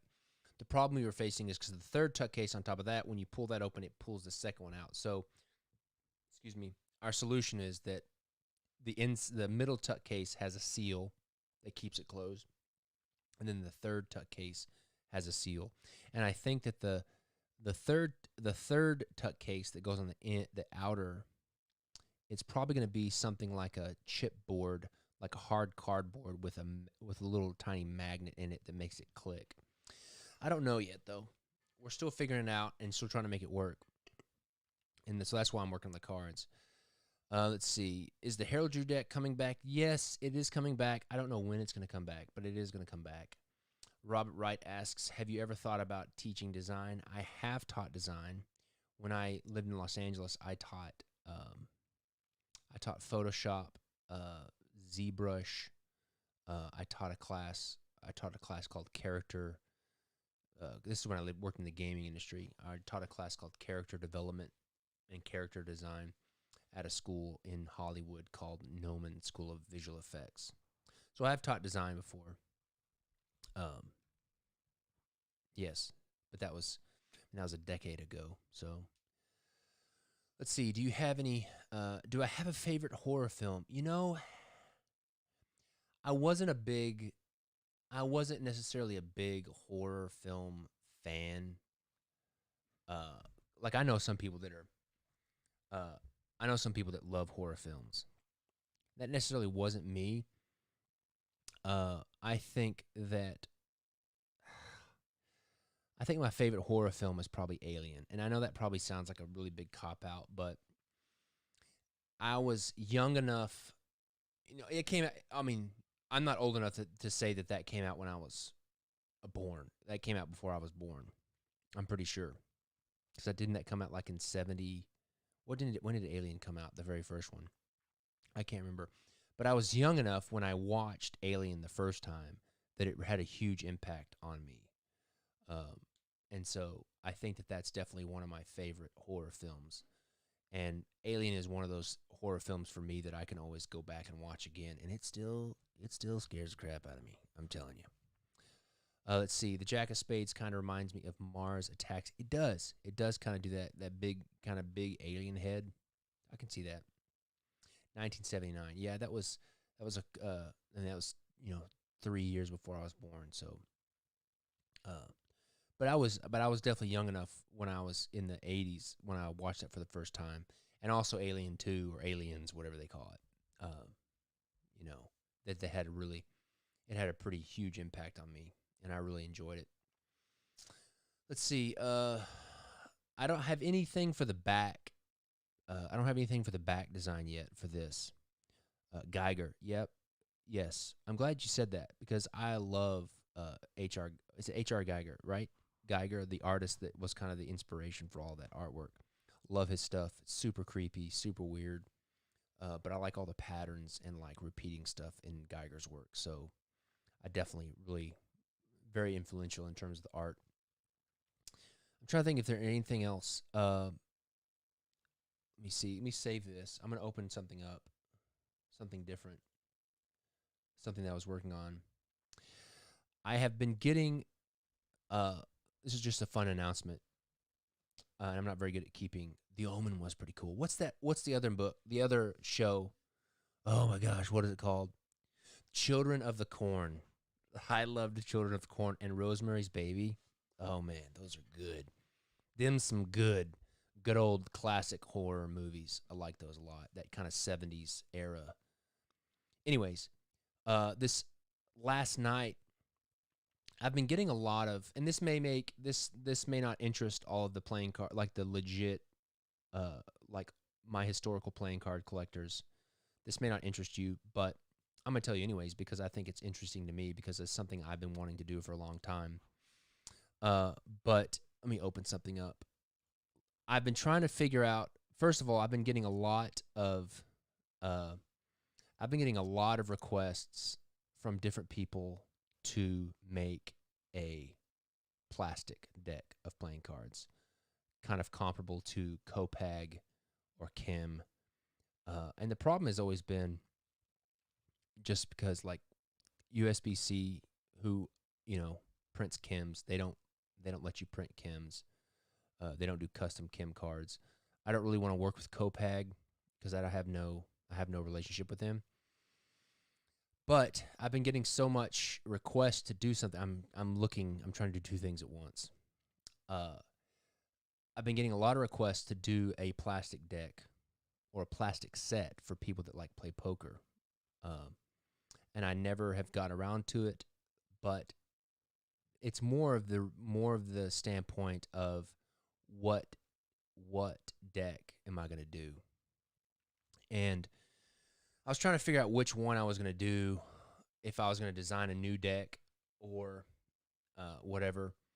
And uh, and then last night, like at 3 o'clock in the morning, I woke up and I was like, what am I thinking? It's staring me right in the face what deck I need to do for a plastic deck. So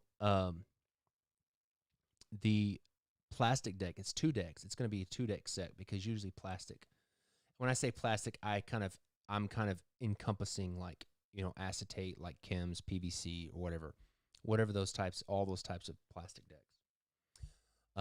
My plastic deck, my first plastic deck set is going to be the Federal 52 2nd edition. And it's going to be a green edition. I'm going to make 1,000 sets of 2. They're going to be a 2-deck set. They'll come like in, I don't know what kind of box they're going to be in yet, but a lot of times plastic decks come in those like black plastic, like chems and Copags come in those like black plastic cases, because you want to keep them for a long time. If you take care of them, then they'll last a long time. So my plan is, my first plastic set is going to be a Federal 52 2nd edition deck, and it's going to have a green edition that looks like the normal Federal 52 2nd edition deck. And then this morning, when I had the idea, I had to get up because I couldn't go back to sleep. Let me open it up. It's going to be a red edition, and it's going to be a black instead of green, instead of money green and green. It's going to be red and black for the other ones, because you always have 2 different colors. You have 2 different colors, and so I made this new kind of black and red version of the Federal 52 2nd edition. That's just like a black and red theme that'll go really well with the, like the original. Where's it at? Let's see here. So you've got, this is the original Federal 52 2nd edition. So this will be one of the colorways, and then the pairing deck that goes with it will be this. Let me see if I can put them side by side. And you got like a more desaturated paper color in the back, like this. Let's see here. Pull this one. Like that. So you have a green edition and then a black and red edition. So that's the idea. I'm going to make 1,000 of them, I think, because the plastic decks are more expensive, and it'll come in a set of 2. But I'm pretty excited about it, because it's going to be a full CMYK colored printed. It's going to be a full CMYK printed deck. That's the problem with like chem, is you couldn't really do years ago, like in 2013. In 2014, I was going down the path to make a chem deck of Federal 52, but the technology was such that I couldn't do like CMYK, and I was going to have to like choose like one spot color, and it just wasn't going to be good. And then like literally like in the middle of the process of me designing it, they put the kibosh on it, where they weren't going to let you they weren't going to let anybody do custom chem decks. So I kind of snuffed that out. But I have the ability to do it now. I don't know, B-Dog, I don't know if I can. I don't think that you can gild. You probably can, but that's like not even a bridge that I've come to yet to figure out whether or not we can gild a plastic deck. My guess is not, because gilding is a high temp heat transfer process, and it already creates a lot of problems with the chemicals on the paper cards when you're gilding. We might could spray paint it. We could do something like that. I don't know. But the cool thing is I can do, I'm just glad that I can do full CMYK printing on plastic, because that was really the hindering factor that was keeping me from doing it, because I didn't want to do like a standard set of court cards, because you can go out and get a really nice set of chems or Copags with a standard set of court cards. But at the same time, I wanted it to be something, excuse me, I wanted it to be something that was playable. And so, like with the Federal 52, one of the things I did with the Federal 52 second edition is, I really enlarged the indexes, like the corner indexes, uh, to make it a really playable deck. These corner indexes, and that's pretty big. I mean, that's a really big index comparatively speaking to a lot of my other stuff. So I'm really excited about that because it's something I've been wanting to do for a long time.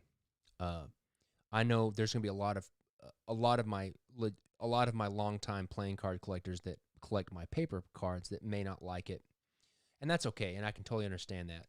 But it's definitely something that I've been wanting to do for a long time, because one of my favorite decks is the Kim Arrows. It's the deck they use in Rounders, and I really like that.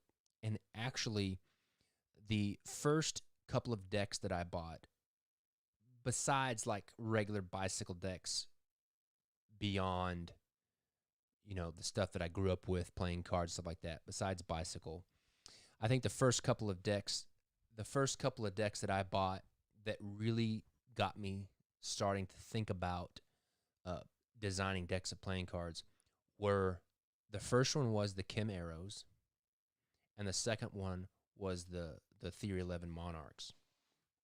And that was like 2012, 2011. But that Kim Arrow was the very first one, and I didn't really know anything about playing cards or anything about designing playing cards. And I just really liked that back design for some reason, and it stuck with me, and it was very influential in like pushing me down the road of looking at wanting to design playing cards. And I also really like the feel of it too. Let's see here. I'm glad that you're on board, David. Thank you. Justin Barrett asks, are you ever going to do another Metalux or some variation of Metalux again? The short answer for Metalux is no. And this is my reasoning for Metalux. Out of everything, I've made some expensive decks. And when I say expensive decks, I don't mean the retail price that you guys are paying, because I know that some of my decks are expensive.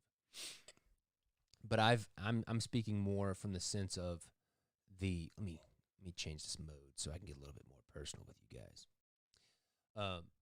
I've made some expensive decks in the past, but by far and there's lots of aspects of deck production that are expensive. Like gilding is probably the most expensive single part.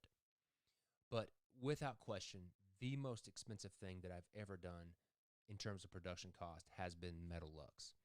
And it's so expensive in the low numbers of runs that I do that it just makes it stupid. Stupid in the sense that it's just ridiculously expensive. And it's like, I know that I've talked about this before in the past of feature creeping. And feature creeping is like you take something like foiling, you take a production feature like foiling or Metalux, and you build your brand and you build your style around that. And I think that's as an artist, I think that's a bad mistake, and I think that as a brand, that's a bad mistake. And so I try to stay away from that. Now, if I have an idea that the only way that I can execute it is by Metalux or by using a feature, then I will think about using it. But I always try to stay away from that stuff, because the thing that I like, the thing that I have a passion for, and the thing that I get inspiration from is the art itself. And I know that foiling and Metalux or whatever like that kind of stuff, I know that can be a part of it, and it can be an impactful part of it. But the thing that I find inspiration from is the art. And I've really tried to build my brand around that, around my art and my execution of the art. And so that's kind of why I stay away from that kind of stuff. Let's see here. What is that? What do those volume things mean? Let's see. Go back. You almost have to turn your speaker to 100. Am I that low? I can turn my mic up. Check, check, check. Is that better? Let me think here. Let's see here. Oh, when my monitor is being shown, I'm louder. Is that better? Sorry. I'm still getting used to all this kind of streaming software that I use. And I keep forgetting that I've got the preset levels at different levels on these different little scenes, so I apologize for that. Let's see. Let me go back and answer any more questions, and then I'm going to call it because it's almost 11. Whoa. Let's see. Was the Solstice Gilded Edition delayed? No, well, I think that those are coming back. I have to check with my production. I'll have to check with my crew. They were delayed in a little bit because, everything was starting to open back up with COVID-19 stuff. I think that we're getting those. I think that we're getting the Gilded Solstice decks very, very soon, like this week or something like that. I'll have to check, but they were delayed a little bit, but they're not like super late, like the Scarlet Bicycles are. DJ Jackson, what's up, Paul Timmons? It's good to see you. I think that's about it. The update on the bicycle series. Let's see. I have been putting off making this announcement because it sucks.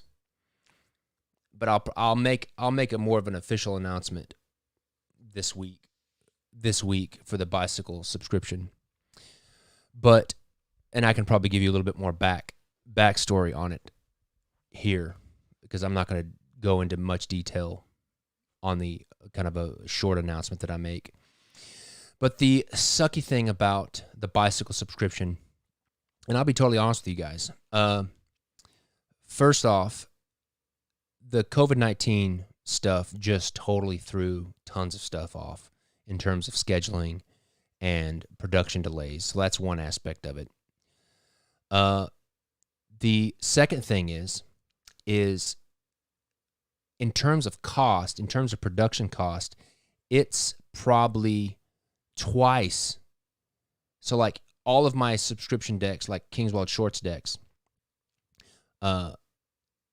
it's about that I produce about the same number of decks as I would with like the King's Wild Shorts, but it's not twice as expensive, but it's almost like 50 to 60% on top of, because it's a bicycle branded deck and they charge out the wazoo to use the bicycle branding, which I knew what I was getting into when I did that, and I knew it was going to be more expensive. But the last element is, as I've built my brand and as I've built my following of people, what we're finding, and this is all basically data-driven because we're looking at all the numbers and all this kind of thing,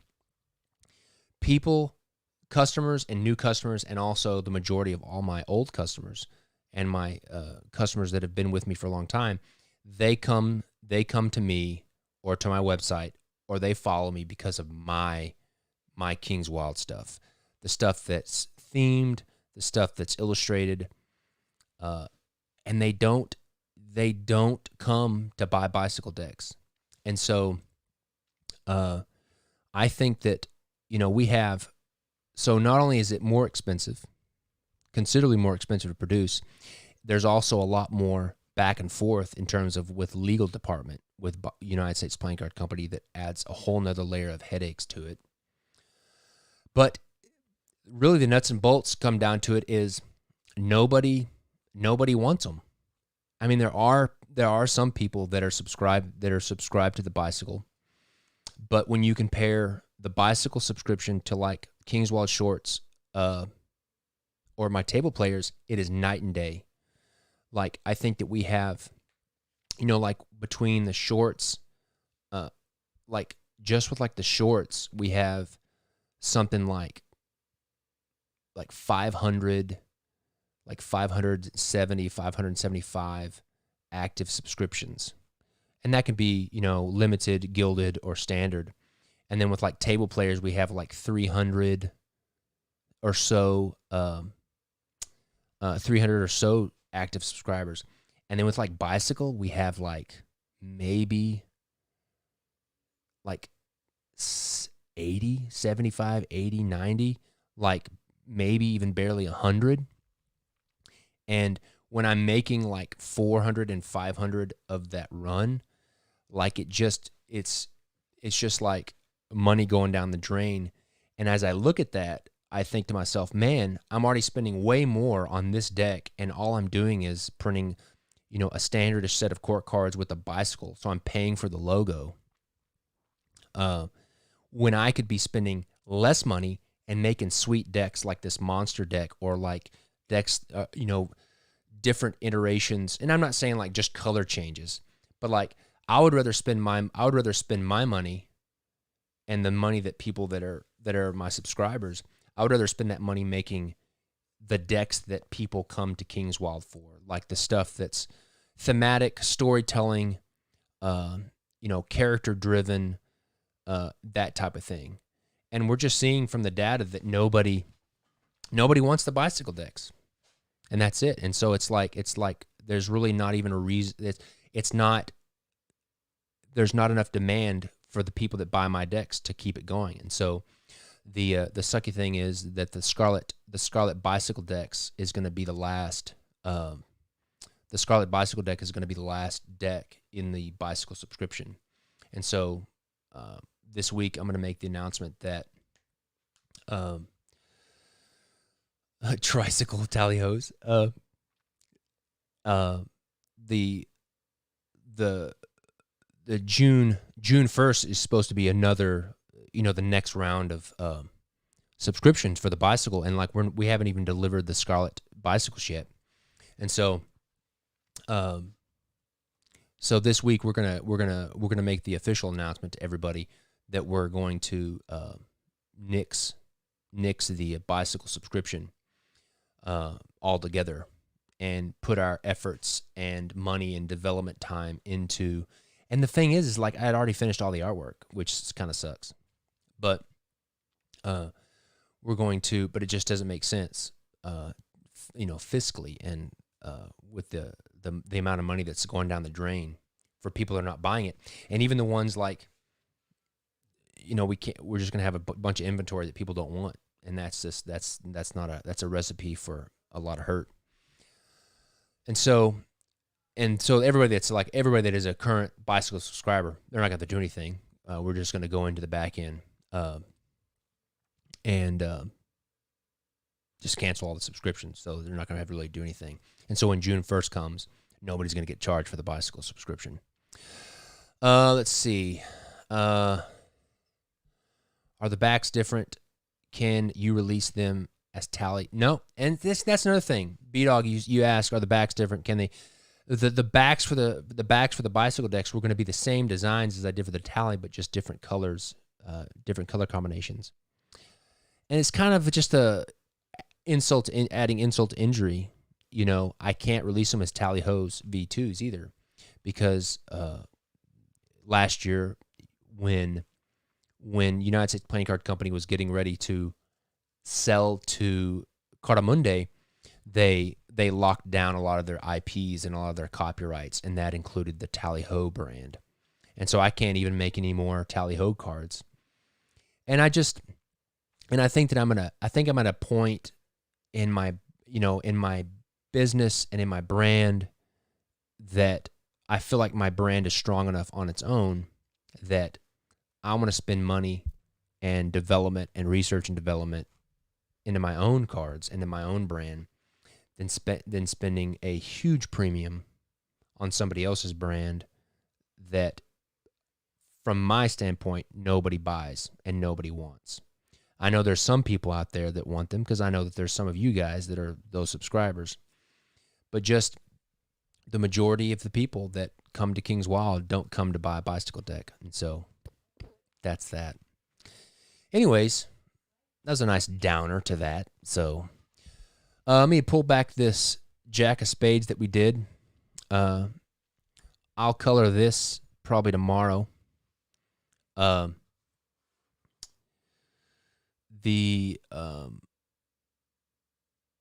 I'll color this, and you'll probably see this in the next couple of days finished. Can you use the designs as unbranded? I could do that. I mean, that's kind of what I did with the Americanas, the original Americanas were kind of a, Nana Nana Boo Boo to United States Playing Card Company, because the original Americanas design was a tally-ho, was like another tally-ho design. And they were like, yeah, we're going to do another tally-ho, and they were like all on board. And I had designed this really cool series, this Americana series. And they, like in the middle of it, they locked down the tally-ho brand. And I was like, man, that sucks. I have all this really cool artwork that I like. And so I changed it to the King's Wild that King's Wild Americanas, what ended up becoming the Americanas. I could do that. I could do that with those. That's totally possible. But I feel like that I'm so interested in the King's Wild Shorts subscription and the table players, but mainly the King's Wild Shorts, because it's just so fascinating and stimulating, artistically and also like thought-provoking, that I just get to create these wide variety of designs and decks that I'm really just going to put, kind of going forward, I'm really just going to keep pushing and keep putting a lot of my more and more effort into really, really enriching every deck that comes out. Because I feel like that, I don't want to speak, I don't want to talk it up, but I feel like the decks this year they've been better than the ones in 2019. Not the ones in 2019 were bad, but I just think that I'm finding it a little bit better. I'm finding the ideas and concepts better. I'm finding myself better. That sounds weird, but I think it's just the more practice I get, the better I think the better they get. And so we're kind of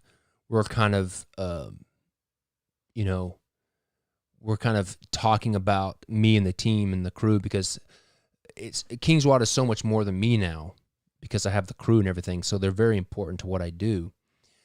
And so I kind of want them to be on board as well. And so one of the things that we've been talking about is like David just said, we've been talking about really focusing on mainly, the King's Wild Shorts being like the flagship.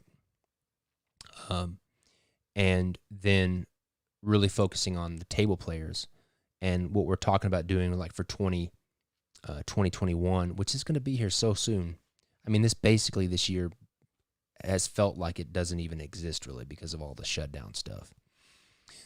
But our thoughts for next year are going to be, we're obviously not going to have the bicycle subscription, and we're thinking about doing the shorts as a 12 deck, the same thing. And we're probably going to not call it the shorts anymore because it's kind of evolved past that. But we're thinking about making the table players a 12 deck, a once a month subscription, instead of just every other one.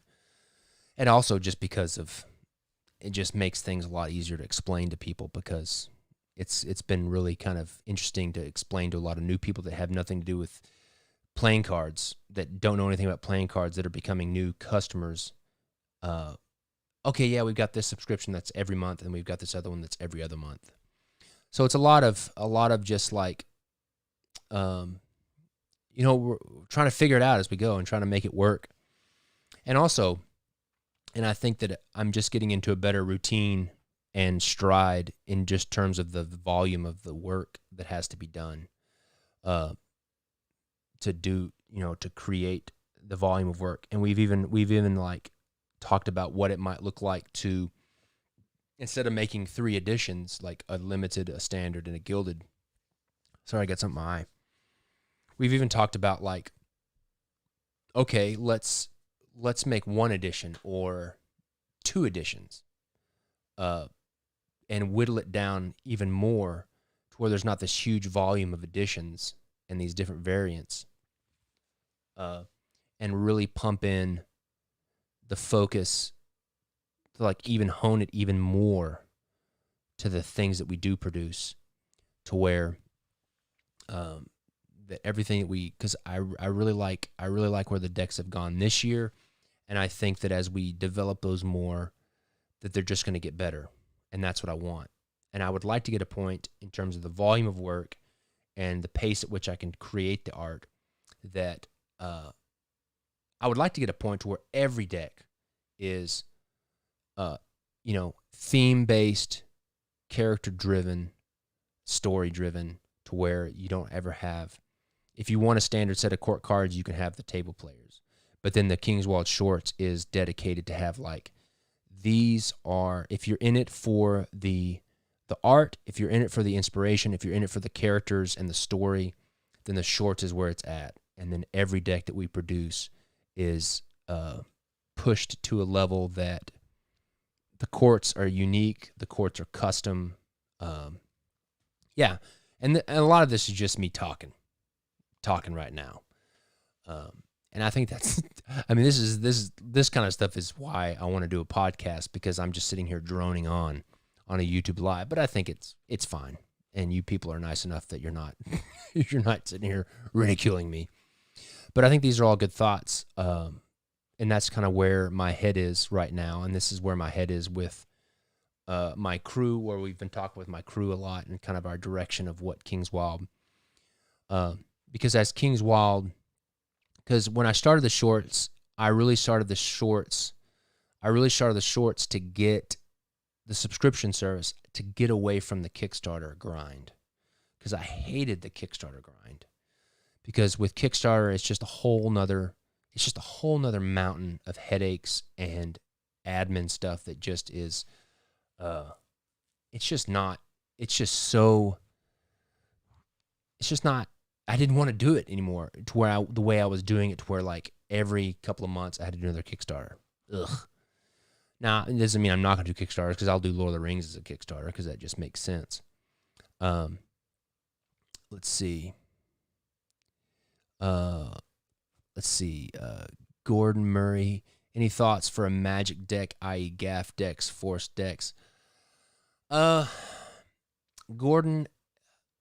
I have made some decks that have gaffs in them, but I've never really I've never really focused on Magic decks, only because I'm not a magician, and I don't know enough about it, and I'm not trying to knock magicians, because I think it's cool, and I think there's definitely a market and a niche for that. But kind of like what I said about the bicycle thing, like the people, the majority, and when I say majority, I'm saying like 90% of the people, the 90% of my customers that come to Kingswald, that buy, that come as a new customer and then come as a repeat customer, 90% of those people are coming for the artistic themed decks. They're not coming for Magic decks. They're not coming for gaff decks. And so, and it also just doesn't really interest me. It doesn't interest me. It doesn't inspire me, because that's just not me. I'm an artist. I'm an illustrator, and the story and the theme and that kind of thing, and the characters, that's what interests me. But it has nothing to do with the fact that I don't like it, or it's, I'm knocking it. It's just not who I am. Let's see. Are you going, Kyle Gortz? I don't know how I think that's how, I don't know how that's how you pronounce your name. I'm sorry, Kyle. Are you going to release the golden ticket table players that weren't claimed? Yes. The answer to that question is yes.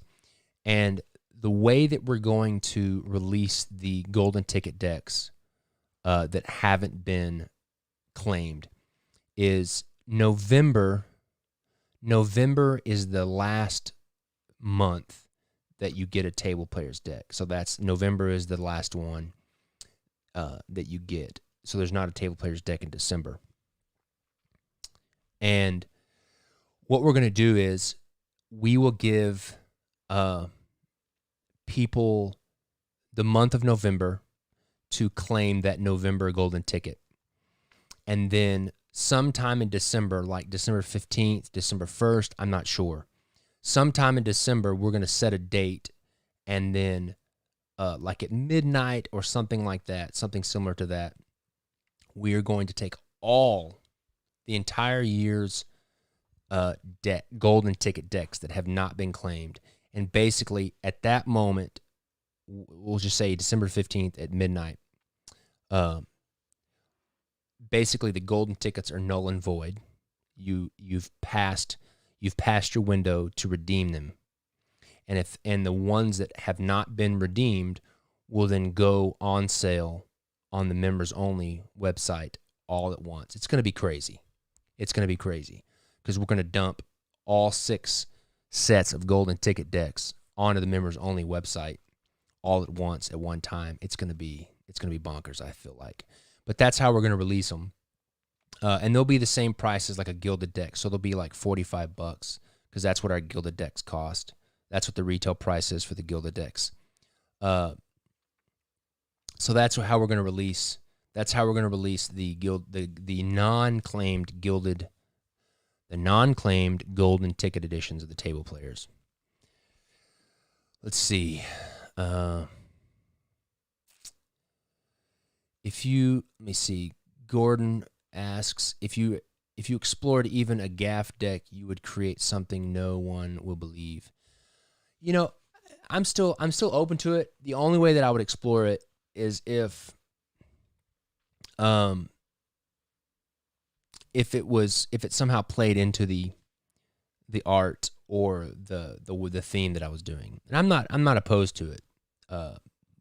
It's just kind of going back to what I said before. Robert says I have to start opening my decks. We're actually starting to we're going to start. They're sending me all the golden tickets, and I'm hand signing them, and they're going to write the dates on them. Because I hate to say it, I feel like that there may be some people, and I'm not blaming anybody specifically. And I'm not going to blame anybody specifically, but I feel like that there might be a few people that have tried to game the system, and if they won a previous golden ticket, they just open we're not making them send them in the golden tickets.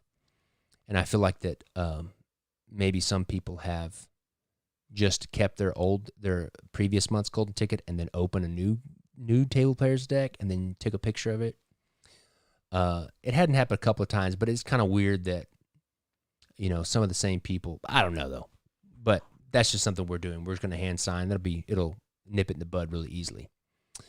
What has happened to the Mistborn deck? The Mistborn deck, and this is the total honest answer, the Mistborn deck took a back seat to Lord of the Rings when I got the Lord of the Rings license. Only because if this is my love and interest in Mistborn, my love and interest in Lord of the Rings is through the ceiling. And it just honestly just took a back seat. It took a back seat because Lord of the Rings. I got the Lord of the Rings license. And the Lord of the Rings stuff, the Lord of the Rings deck is something that I've wanted to do since the beginning. Since the beginning of me designing playing cards. And that's really the honest truth. And whether or not I'll make a Mistborn deck, I don't know. Because all I'm going to do is I know I'm going to make a Lord of the Rings deck. BioShock would be cool. I'd love to make an Assassin's Creed deck, but whatever. I don't want to mess with licenses if I don't have to. I mean, it's got to be something that I'm really behind and love to try to go through the rigmarole of getting a license. Borderlands, I like Borderlands. I did a lot of art when I was in the gaming industry. I did a lot of art for Borderlands, a lot of 2D art, like billboards and gun designs and stuff like that. So let's see. But that's the same thing. I don't want to mess with licenses. It kind of goes back to the bicycle thing. Like, I know that there's a market for that kind of stuff, but I want to keep developing my own stuff, and I want to keep developing my own ideas and my own themes.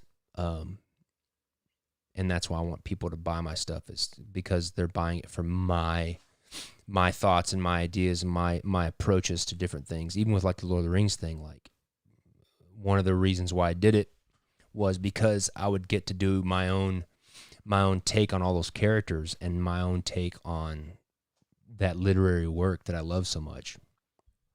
And like, I mean, if I was gonna have to draw Orlando Bloom and Elijah Wood, that doesn't interest me. Because I was a fan of Lord of the Rings before I saw the movies. Robert asks, any more military decks? Maybe. I've got the ability to make the more of all the branches. Working with my sister-in-law Christy, who owns Nomadis Collection, they have the licenses with all the branches of the military, and they who I collaborated with the first time when I did the Army deck. So it's definitely a possibility. I don't know when that's going to be. It's definitely not. It's not like in a plan or a calendar at this point. I do hope. Justin asks, I do hope maybe you move those bicycle designs over to the Americana series to get them out. I mean, I was looking forward to them as well, and I think they would be great sister decks, like you said, to the Tally Hoes. And that's definitely a possibility. I want to make sure that I don't want to, because I produce a lot of decks, and I don't want to create. I definitely want to stay away from creating a fatigue in the people that buy my decks. And if I'm going to create a lot of decks, I feel like that the fatigue would be further away if every deck that I created was unique and interesting. And so I'm going to always kind of veer towards that than I am kind of reworking a design. And, but like some stuff like the Federal 52, like that's something I'm going to rework for my entire career, only because it's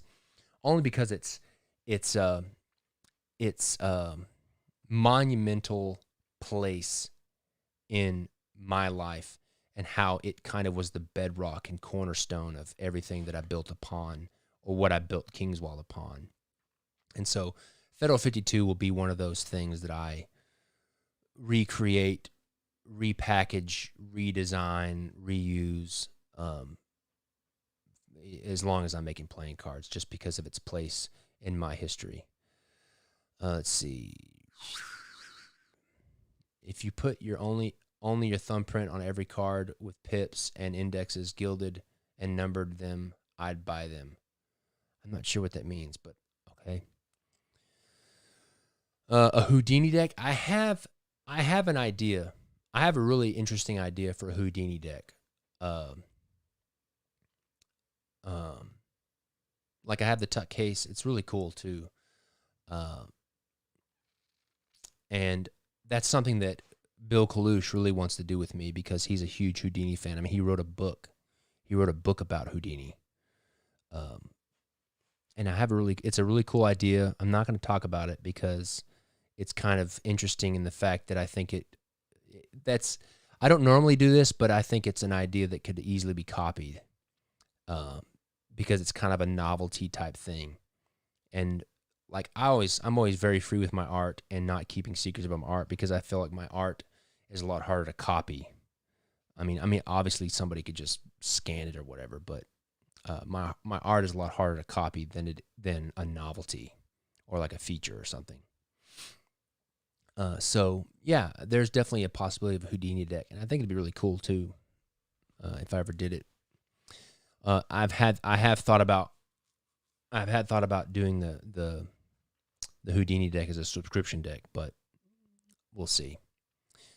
All right, it's 11:30 my time, almost 11:30. I'm gonna go ahead. I'll answer a few more questions, and then I'm gonna I'm going to call it a night. Let's see. Have you ever thought about making deck guards, protectors, and clips? Yes, I have.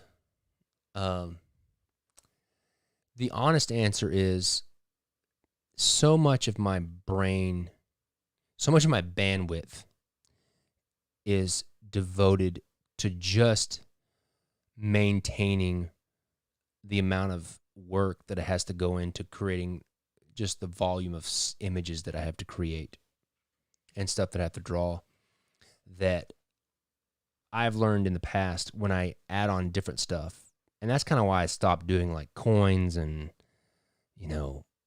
like if you like Kickstarters are just ridiculous. I think, I'm going to get a coin. I'm going to get another coin. I'm going to get this thing and that thing. And that's really why I stopped doing a lot of that stuff, even in my Kickstarters later on.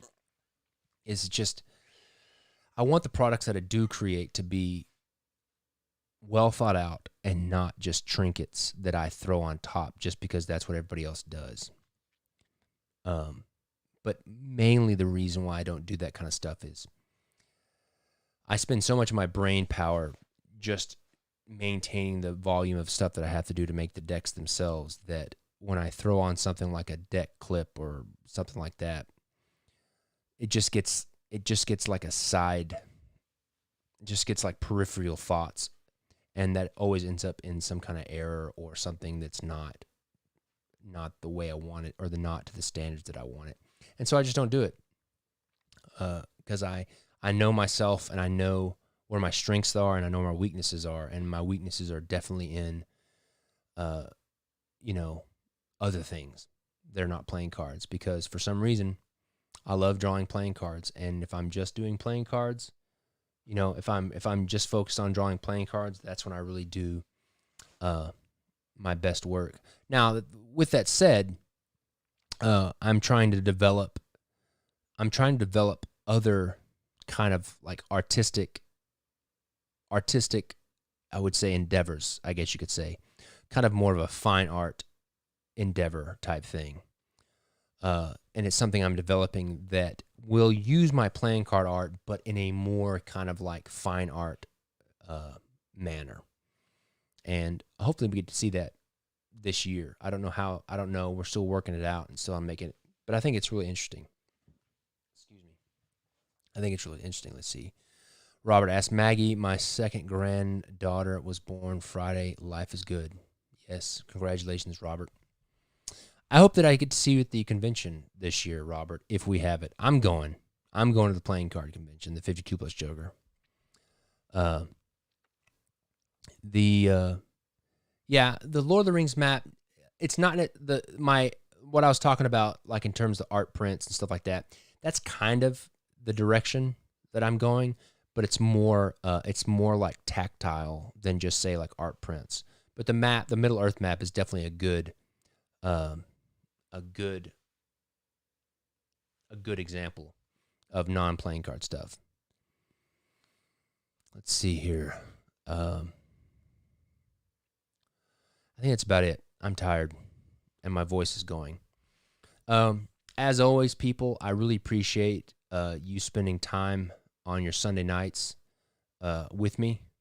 I appreciate the questions, thought-provoking questions. I appreciate the encouragement. I mean, we've been doing this. This is like the fourth or fifth one we've done kind of consecutively, and without a shadow of doubt, you guys have been polite and respectful to each other and to me, so I really appreciate that.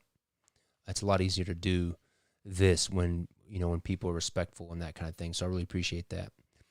Just be on the lookout. This week, we're releasing. I'm not going to talk about releases in these because I want these to be non-contextual in terms of dates. So if somebody wants to watch it in 5 years, they can. So just be on the lookout this week for the weekly updates. We got some good releases this week. So anyways. Thanks a lot. I hope you guys have a wonderful week, and thanks for joining us, and I'll see you next time, next Sunday. Take it easy.